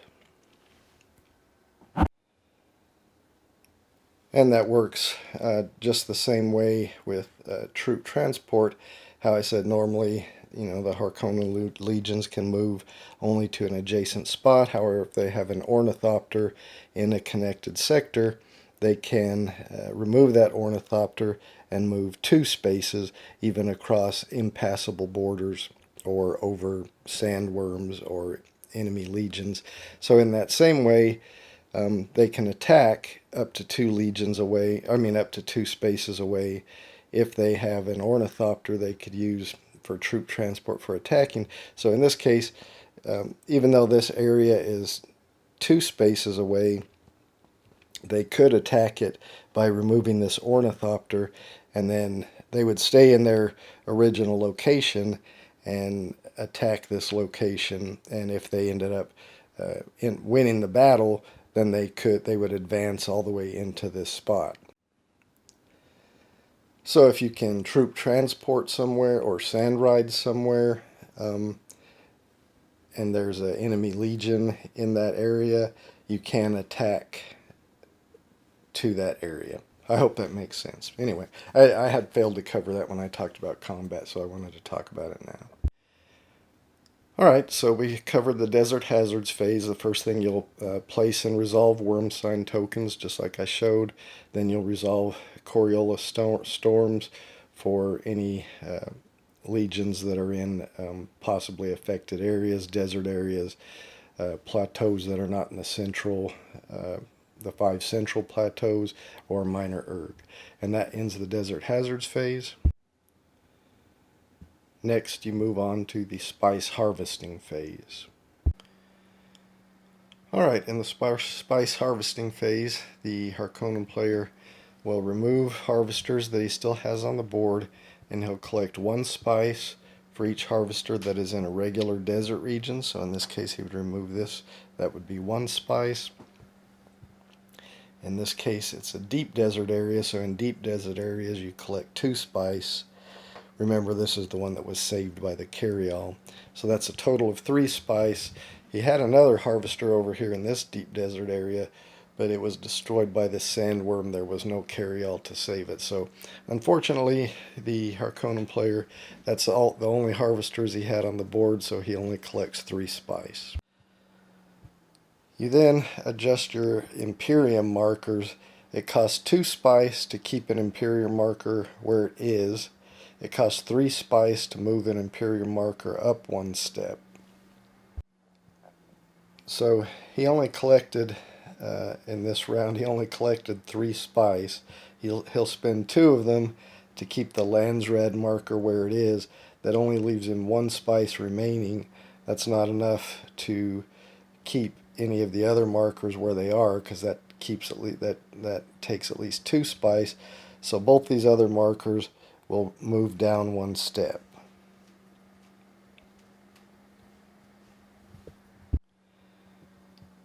And remember, in future rounds it costs 3 spice to move a marker back up a step.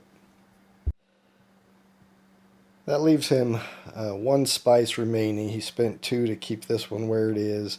Those 2 move down. That leaves him with 1 spice remaining. Each round you can save up to 1 spice by placing your spice reserve token here. So that will remind him that next round he does have 1 spice that he has saved. Now, as a penalty, first of all, for any marker that moves all the way down, any markers that are down at the Imperial ban level, their bans are automatically activated. So you would find your Imperium ban cards. There's 1 for each, Spacing Guild, Chome, and Landsrad, and they have a penalty that will affect the Harkonnen player for the next round. If the Spacing Guild ban prohibits, you cannot take scouting actions. Remember, that's when you use your ornithopters to scout and reveal deployment tokens and siege ranks.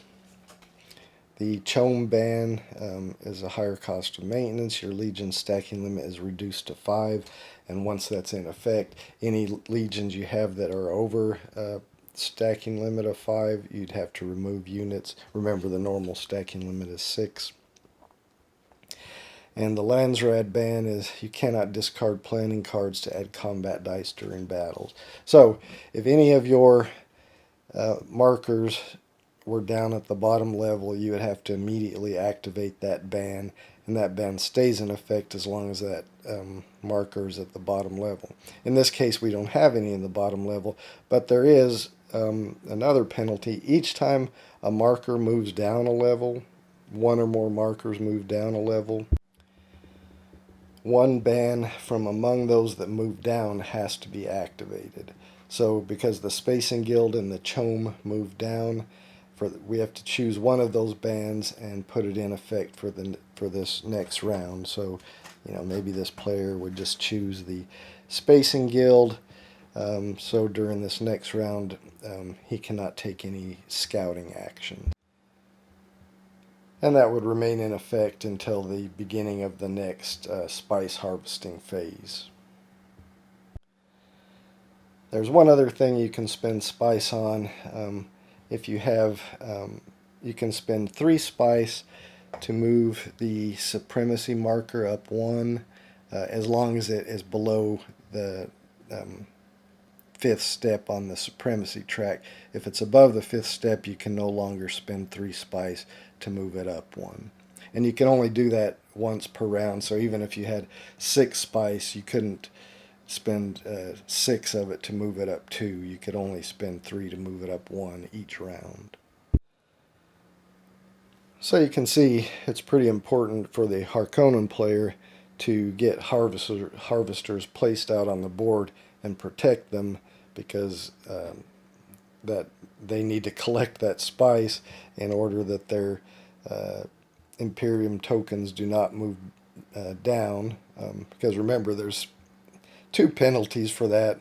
1, you get Imperium bans, and 2, you have to place dice over here. So the next round, this would be the active row, he would have to place one of his action dice in here, therefore losing it to use for actual actions. Though there is kind of an offset. The further down the active row becomes, the more vehicles you get to place. In that, when the Harkonnen player gets to place vehicles, which we talked about earlier. That's done right after the start of round. There's the vehicle placement phase. All right, so that's the spice harvesting phase. So next we have the end of round. First thing we'll do the end of round is the Atreides player will check if there's any end of round prescience cards out that they can meet the requirements for, and if so, they show that they can do whatever is required to meet those requirements, and then collect that prescience card and advance their corresponding prescience markers up the prescience track.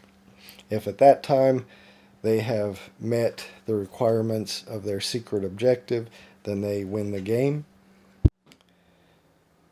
If not, the game continues for another round. Next thing in the end of round phase is you'll remove any ornithopters and carryalls that are still on the board.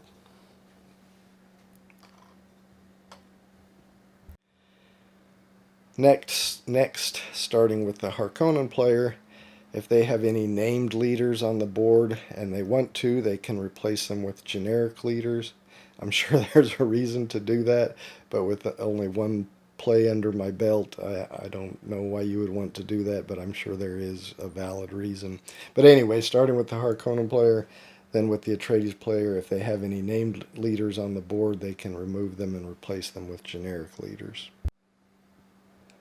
Next, the players will flip back up any leader cards, named leader cards that they had used their abilities during the action resolution phase and had to flip their cards face down. They then flip them back up and put them back on their action spaces on the board, as long as those leaders are still in play. And a reason that a named leader may not be in play, and I forgot to talk about this, but if a named leader is removed from the board because they were in combat and their legion was defeated, and so their leader had to be removed from the board. Remember, I said if a leader is ever left alone or if it's removed as a casualty for combat, it's removed from the board. Now, generic leaders like the Naib leaders or the Bashar leaders, they just go back to the supply. But a named leader, if Paul or Lady Jessica or Stilgar or one of the other named leaders is removed as a casualty in combat or from some other effect, they don't go back to the supply, they go onto the regeneration tank. And as long as they're in the regeneration tank, their special ability on their card cannot be used. As long as they are in the regeneration tank, then you remove their card from the board. So again, if they were still in the regeneration tank at the end of the round, you would not put their card back on the action space because it wouldn't be available because they're still in the regeneration tank. The way that they get out of the regeneration tank is every time during the action resolution phase that you use a dice to perform an action, you move their figure one step on the regeneration tank. So the more actions, as you perform actions, those leaders will move on the regeneration tank. Once they move off, then they're ready to be back in play. You put them in your in-play supply. Now that doesn't automatically put them back on the board. Again, you have to do some sort of deploy action to do that. But they are back in play, and if their card was removed because they were in the regeneration tank, then you can put it back on its space. The Atreides regeneration tank is only 3 spaces long. The Harkonnens is a little longer. It's 5 spaces long. Alright, so now I've covered that, which I should have covered a ways back. So again, in the end of round phase, any used action cards, leader action cards, are flipped back up and placed back on their space unless their leader is in the regeneration tank, and then it still has to stay off of the action space where it goes. Both players then check their hand of planning cards. If the maximum hand size at this point is 6. If they have more than 6, they have to discard down to 6. The Atreides player then decides whether to shuffle back into the deck any prescience cards that they weren't able to claim. In other words, they weren't able to meet the requirements and claim those cards to move markers up on the prescience track. They have the choice to either shuffle those back into the prescience deck or just remove them from the game. So if it's something they think they're not going to be able to do or will be too hard to do, they probably want to remove them from the game. Otherwise, they shuffle them back into the prescience deck.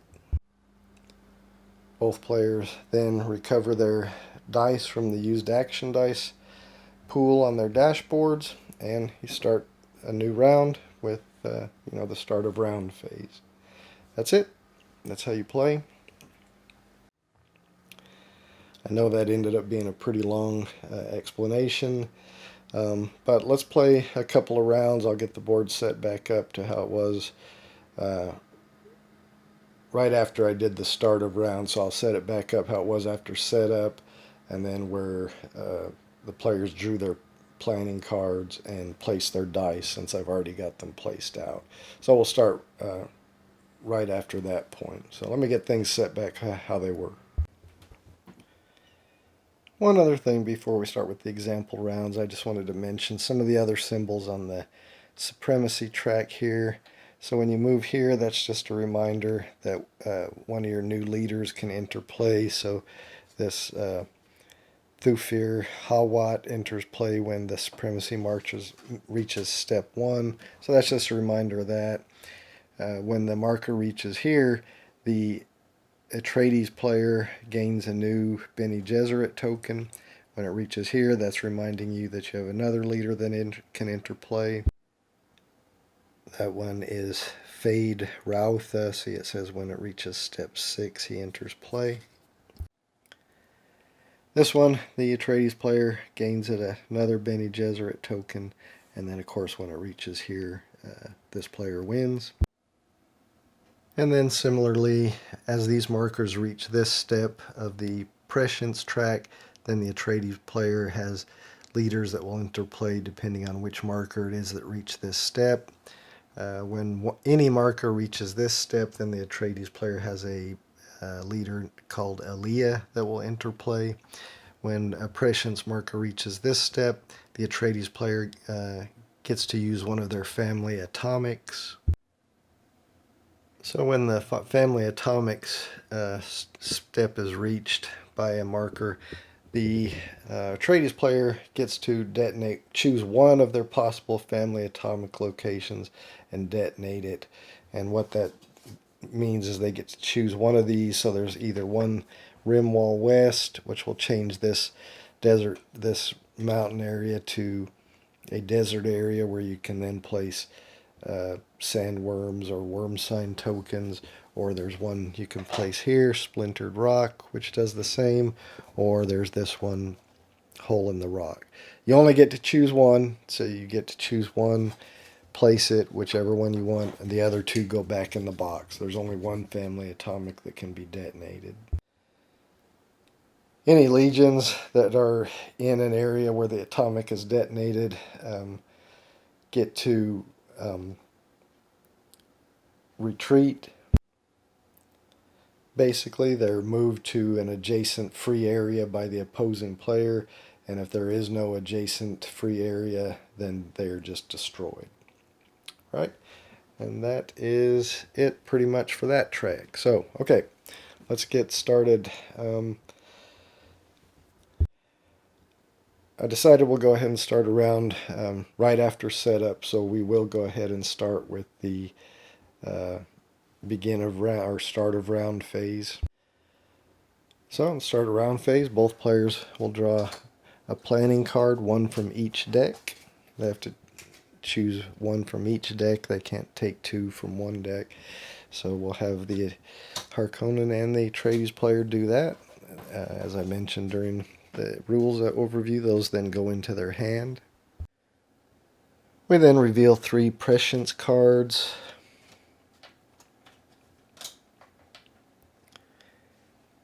And so, of course, we know those will be things the Atreides player is trying to achieve. These ones happen to all be end of round. So they have to be in this state at the end of round for the Atreides player to be able to claim these. We then do vehicle placement phase. So the Harkonnen player will look where their the lowest Imperium marker is at the beginning of the game. They're all at the top. So then they see how many vehicles they get. 3 harvesters, 2 ornithopters, 1 carryall. So they'll place their harvesters. Again, those have to go in desert areas. We'll place this one in this deep desert area, this one in this deep desert area, and maybe this one over here in this deep desert area. Alright, then they get 2 ornithopters. So we'll have them place one here, and maybe the other one here. And 1 carryall, and we'll have them place that one here. Remember, those are used to save harvesters, but they can only be used to save harvesters in the desert hazards phase. If during the action resolution phase an Atreides legion were to move into this area where this harvester is, that would remove it. A carryall could not save it during that phase. Alright, we move to the action resolution phase. We'll have the players roll their dice. So Atreides player, he got a leadership, he got a strategy, and 2 house results. So leadership, strategy, and 2 house results. The Harkonnen player has all 8 of their dice because at the beginning of the game none of their markers are where they have to set any dice aside. So there's a strategy, leadership,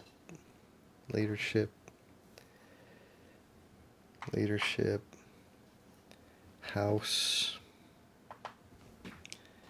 another strategy, and 1 deployment. Then if the Harkonnen player had a Bene Gesserit token, they could decide if they wanted to allocate that as a dice. They don't have any at the start of the game.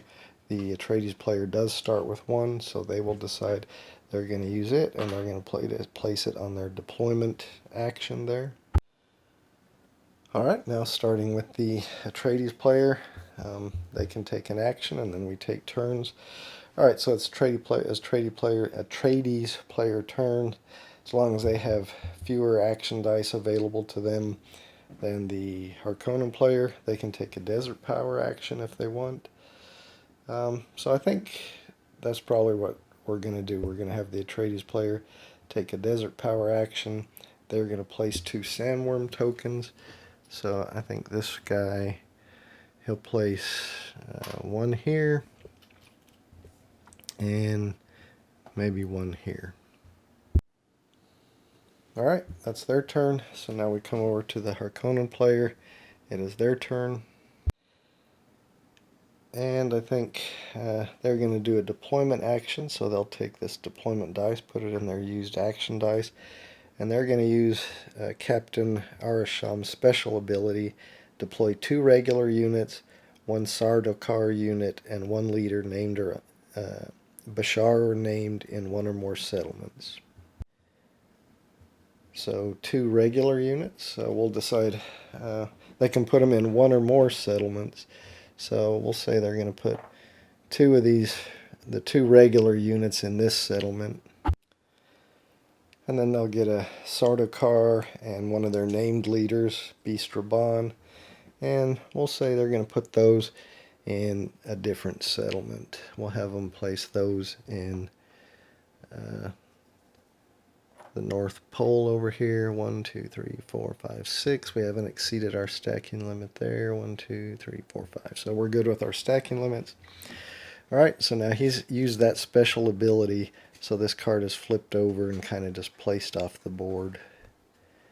Let me move the, oh my god. So that special ability is no longer available this round. It doesn't matter, he doesn't have any more dice there anyway.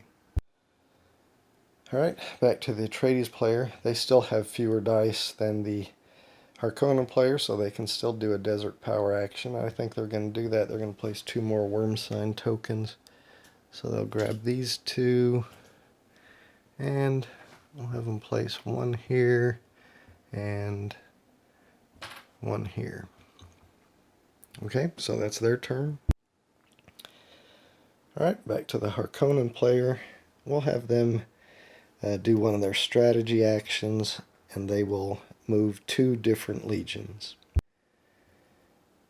They're going to move their legion that's in the North Pole, and they're going to do a troop transport. They're going to use this ornithopter. It's connected to both these sectors. The North Pole is connected to all these sectors. So they'll remove their ornithopter to do a troop transport. So that will allow these units to move 2 areas away, not just 1. They would normally just be able to move there, but they're going to move 2 areas away. We will leave this 1 guy here, but they are going to move to this area here. Alright, that is their action. Alright, well, the Atreides player is a little worried about that siege coming under attack now, so they decide they're going to use their Bene Gesserit token to activate their deployment action. Now this just gets back to the supply of Bene Gesserit tokens. So they can deploy 1 deployment token and 1 leader named or unnamed in the same siege. So they will grab a deployment token out of this bag. Remember, they can look at it. Okay, that's going to be 2 special elite Fedaykin units, so that's actually pretty good. The Harkonnen player doesn't know what that is. And we will deploy Paul Atreides over there with that. So remember, it said to deploy 1 deployment token and 1 leader naive or named in the same siege. So we did that. Alright, that's their turn. We now go back to the Harkonnen player. They're going to use this die to do this power. Place 2 vehicles of your choice on the board, so they'll put that in their used action dice. And they will place 2 harvesters on the board, so we'll have them place 1 here and maybe 1 over here. We are going to have them spend 1 of their action dice to actually play 1 of their planning cards. They're going to play this one. Gurney Halleck enters play. That's 1 of their leaders. Place him and 2 elite units in an empty desert area. If Gurney was already in play, we would do something else. But they'll do that. Place Gurney and 2 elite units in an empty desert area. So first we find the Gurney Halleck card, leader card. He has no leader special actions, so he's not placed on an action box, but we will just place it somewhere near the board for the Atreides player. We find Gurney's leader figure and 2 elite units. And again, as it says, place them in any empty desert area. So we will place them right here. This is an empty desert area, no tokens, no figures. So now they're threatening the North Pole, so that's going to maybe make these Harkonnen players rethink attacking over there. This planning card is then just discarded. Alright, back to the Harkonnen player. We'll have them spend one of their strategy dice to move 2 different legions. Alright, they have this legion here. It is in a sector with a connected ornithopter, so they can do a troop transport, and they're going to do that. So they can move 2 areas, so they'll move 1, 2 over here. And we do have to remove this ornithopter since it was used for troop transport. Alright, back to the Atreides player. They've only got 3 action dice. The Harkonnen player still has 4 action dice, so they can still do a desert power action, and that's what they're going to do. So they're going to place 2 worm sign tokens, and they will place 1 here and 1 here. Alright, back to the Harkonnen player. He's going to spend his last strategy dice to move 2 different legions. He doesn't have any more ornithopters on the board, so he can't do any troop transports, but he will move this legion out of Carthag to here. That's 1 legion, and then he will move, he'll split this one up and just move these 3 guys over here. Alright, so he moved 2 different legions. Alright, now the Atreides player has 3 action dice, the Harkonnen player has 3 action dice, so since he does not have less action dice than the Harkonnen player, he can no longer do desert power actions. Alright, we will say that he's going to use this leadership die to make a surprise attack with a legion with a leader. So he's going to make a surprise attack with this legion. They do have the leader, Gurney Halleck, against this settlement here that's just got 1 defender, 1 regular defender. So they're making a surprise attack, so that will give him, that 1 extra special die. Now this settlement does give 1 extra die to this defender. So starting with the attacker, they decide if they want to discard any planning cards to add extra combat dice. He's only got 1 planning card. He wants to keep this one, so he's not going to discard any. The Harkonnen player decides that yes, they are going to discard 1 to add an extra die, so they'll discard this planning card. So now we see that the Atreides player gets just two dice to roll, plus they get that 1 special automatically because they're doing a surprise attack. So let's roll theirs. Alright, they got a hit and a shield. The Harkonnen player gets 1 die for this guy, 1 die for the settlement, and 1 die because they discarded a planning card, so they get 3. So we'll roll theirs, and they got 1 hit and 2 shields.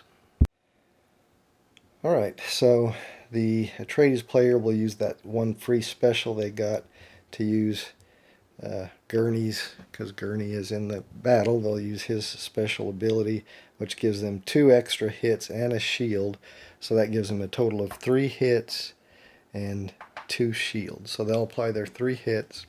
Well, 2 of them are blocked by the shields that the Harkonnen player rolled, so they only get 1 hit, but that's enough to remove this Harkonnen regular. The Harkonnen player did get 1 hit, but that's blocked by the Atreides shield, so they don't take any casualties. They then advance in there, and because they took over this settlement with a rank of 1, they get to move up any one of their markers, or they get to move up all of their markers 1 on the prescience track. So they'll all move up 1 space. All right, well, the Harkonnen player doesn't care for that, so they're going to use one of their leadership tokens to make a surprise attack with a legion with a leader. So they're going to attack from here to this siege here. They do have a leader, Beast Raban, there. So because they're attacking that siege area, that's going to reveal the rank of the siege, which is a 2. And it reveals these deployment tokens, so we'll have to have figures put back there. So 2 Fedaykin, 1 elite, and 1 regular. All right, so I've replaced those deployment tokens with the figures that they specified. Starting with the attacker, they decide if they're going to use any planning cards to add to their combat roll. They're already going to get 1, 2, 3, 4, 5. So yeah, they'll go ahead. They say they're going to discard their last planning card to add 1 die to their combat roll. So they will get 6 dice. The Atreides player then has the option, but there's no need for them to, because they're going to get 1, 2, 3, 4 dice for their units and 2 for the rank of their siege, which is 6, which is the maximum dice you can roll anyway, so they're not going to discard a planning card. Both sides will then roll their dice.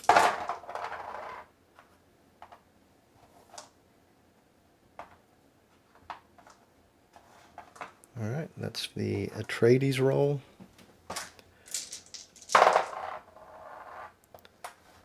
Oh, that is the Harkonnen roll. They got a lot of hits. Alright, now the special elite units cancel out defense shield die for each one. So the Atreides Legion has 2 of their Fedaykin special elites. So they only need 1 to cancel out the shield. But we know that because this was a surprise attack, they do have that special, so I'll just turn that into a special anyway. They would have, even though you have a maximum of 6 dice, if you do a surprise attack and you have that special, you get that as well. It's not like you don't, it's not a roll of a die, it's just an actual extra special. I mean, so anyway, I'm just turning that shield, since it was a cancel, to the special they get for the surprise attack, just so I remember that I have that. Now the Harkonnen do have one of their Sardaukar units, so that cancels one of the shields that the Atreides player rolled. Alright, so they got 5 hits, plus they have the special, which adds 2 for Beast Raban. So that's a total of 7 hits, though the Atreides player has 2 shields, so that's 5 hits. So now we have to decide how the Atreides player wants to take those hits. So they'll do 1 hit for this Naib leader, 2, 3, 4, 5. Alright, so that leaves them with a Fedaykin, a regular, and Paul Atreides. Now, they got 2 hits, plus their special. The leader they have in there is Paul. And they also had that Naib, so they could use either one. Either one is 1 hit. So a total of 3 hits, which the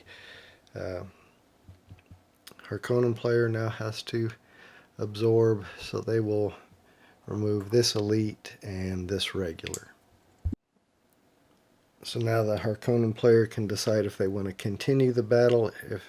If they do, because they're attacking an area with the settlement, they'll have to take 1 hit to continue.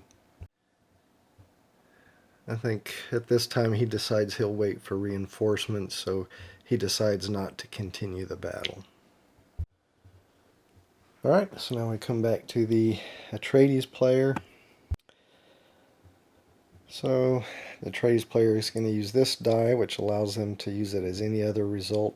They're going to use it as a deploy action, so I'll put that, and that allows them to deploy one deployment token and one leader, a nabe or a named in the same siege.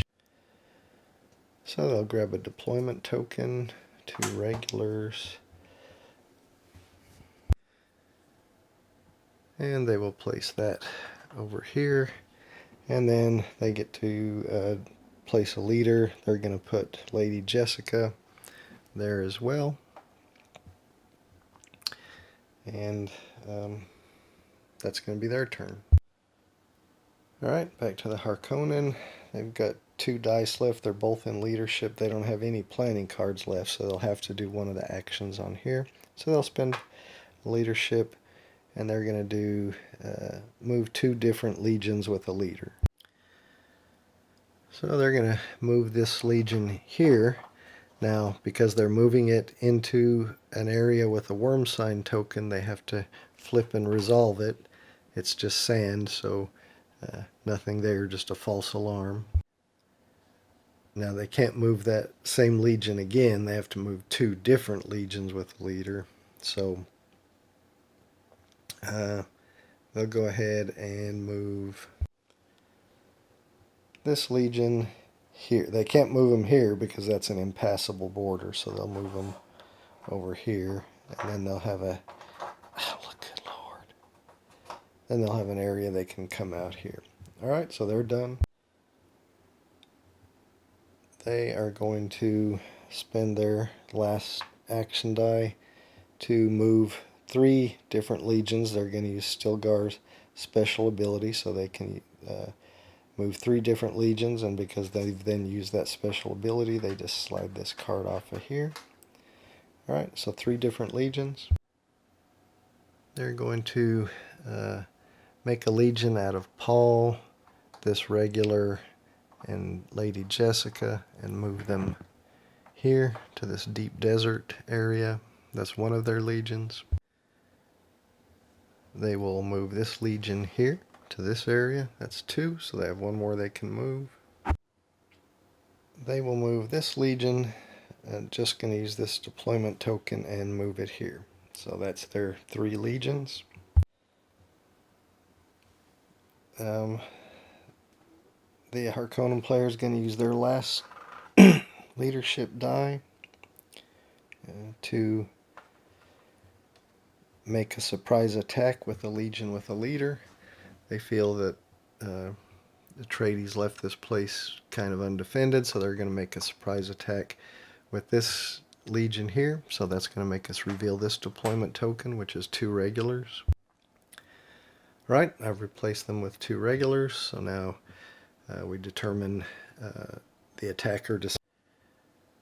So the attacker decides if they want to discard a planning card to add to their dice roll. Well, the Harkonnens don't have any more planning cards, so they can't discard one. So we just know they're going to get a total of 3 dice. Remember, a leader isn't a unit and doesn't add a dice in that way. The Atreides will get 1, 2, 3, and then 2 for that, so 5 dice. Of course, they had the option to discard a planning card as well, but they chose not to. So now both sides will roll their dice. So they got 3 hits and 2 shields. They get 2 hits and a special, and then remember, they did that surprise attack, so they have an extra special. So I'm just going to put 1 there as a reminder. So they'll use one of their special to use Beast Raban's ability to add 2 hits. So that'll be a total of 4 hits. The other, he doesn't have another leader to use the other special on, so that's kind of just a miss. So 4 hits for the Harkonnen. They do have 1 special elite unit, so that does remove one of the shields that the Atreides rolled, so they have to take 4 hits, but they have 1 shield to block, so that takes it down to 3 hits. So that'll be 1, 2, 3. the Atreides player got 3 hits. So that's going to be 1, 2, 3. So the attacker decides if they want to continue the attack. It would be 1 dice against 3 dice. I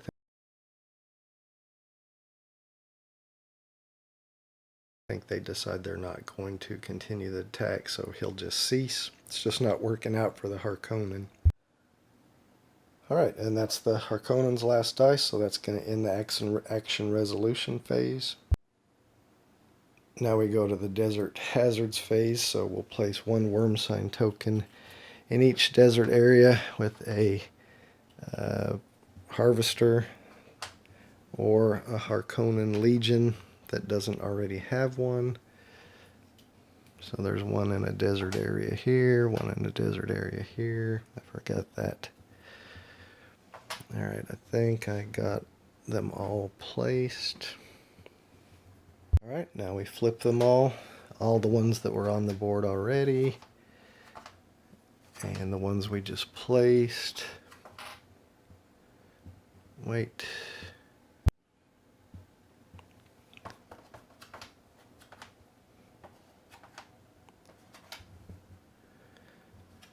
Alright, so any that are just sand, we just remove. They have no effect. I think that, oh, there was one over here. Alright, that's all of those. Alright, this one showed a sandworm, so we have to place a sandworm there.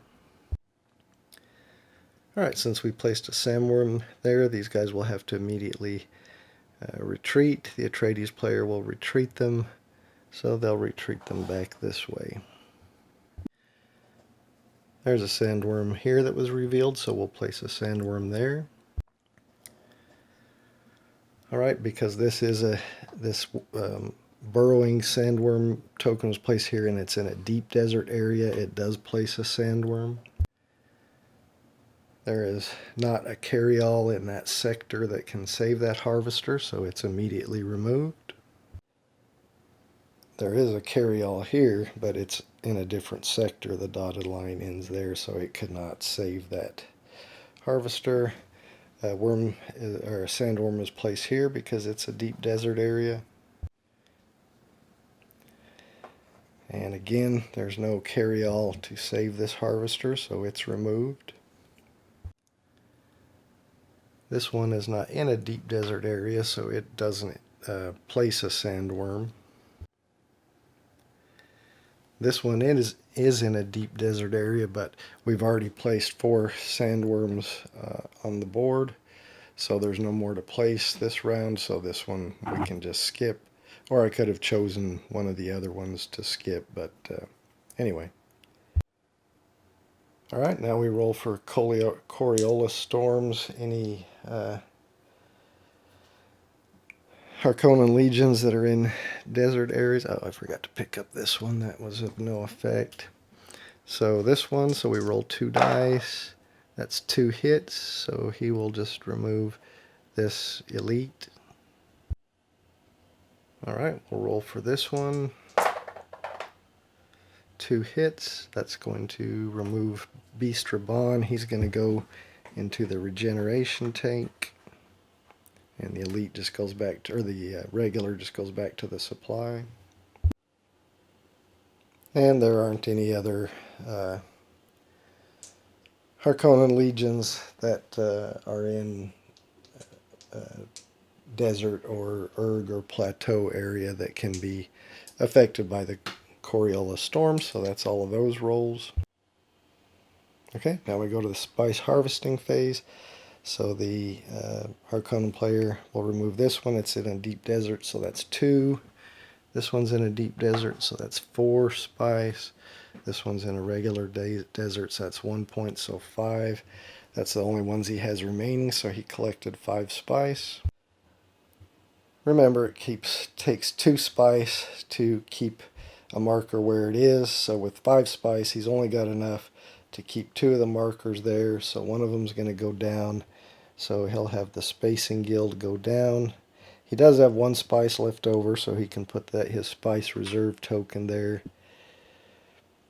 And because at least one marker went down, he's got to institute the ban for one of those markers went down. It is the Spacing Guild, so he's got to institute that ban. So during this next round, he won't be able to take any scouting actions. Alright, now we move to end of round. The Atreides player checks if they were able to do any of their end of round prescience card. He does have this one. Paul and Jessica are in deep desert areas not containing a siege. He does have Paul and Jessica in a deep desert area without a siege. So the Atreides player was successful with this one. So they get to move their Kwisatz Haderach and Sand Dwellers or Desert Dwellers, whatever that one, both up one. So they will move both of those up one to the 2 spot there. And then they can just keep this card or discard it, whatever they want to do. It's out. They don't have 2 deployment tokens they can reveal in the same area as Paul. And there are not Atreides legions in 2 minor Urg areas, so they can't do either one of those.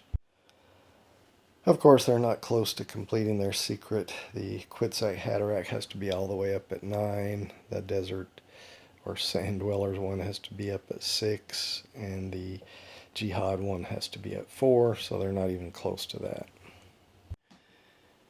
Then remove all carryalls and ornithopters on the board. The only thing left is this one carryall.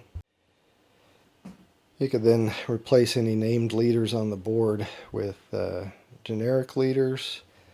I don't want to do that. Starting with the Harkonnens, they have that option, and the Atreides, neither one wants to do that. Next, we refresh any spent leader cards. So Captain Arisham's gets to go back. Now, actually, because Beast Raban is in the regeneration tank, his leader card actually comes off till he comes out of the regeneration tank and is back in play. For the Atreides, they had used their Stilgar, so they get to put that back on the board. Discard down to 6 planning cards. The Harkonnen don't have any. The Atreides just have 1, so they don't need to discard anything down. Atreides player decides whether to remove from the game or reshuffle the remaining prescience cards. I think they're going to reshuffle them both back into the prescience deck, so I'll do that. And that ends the round. And we would start the next round with the start of round where they draw planning cards and reveal 3 new prescience cards. So that shows you how the game plays. I'm not going to do another round because this video is already well over 2 hours, so I think I'm going to end it there. I'll just sum up real quick that I only played this game once solo, and not with the solo mode. There is a solo mode included. I just played it as 2 players. I really enjoyed it.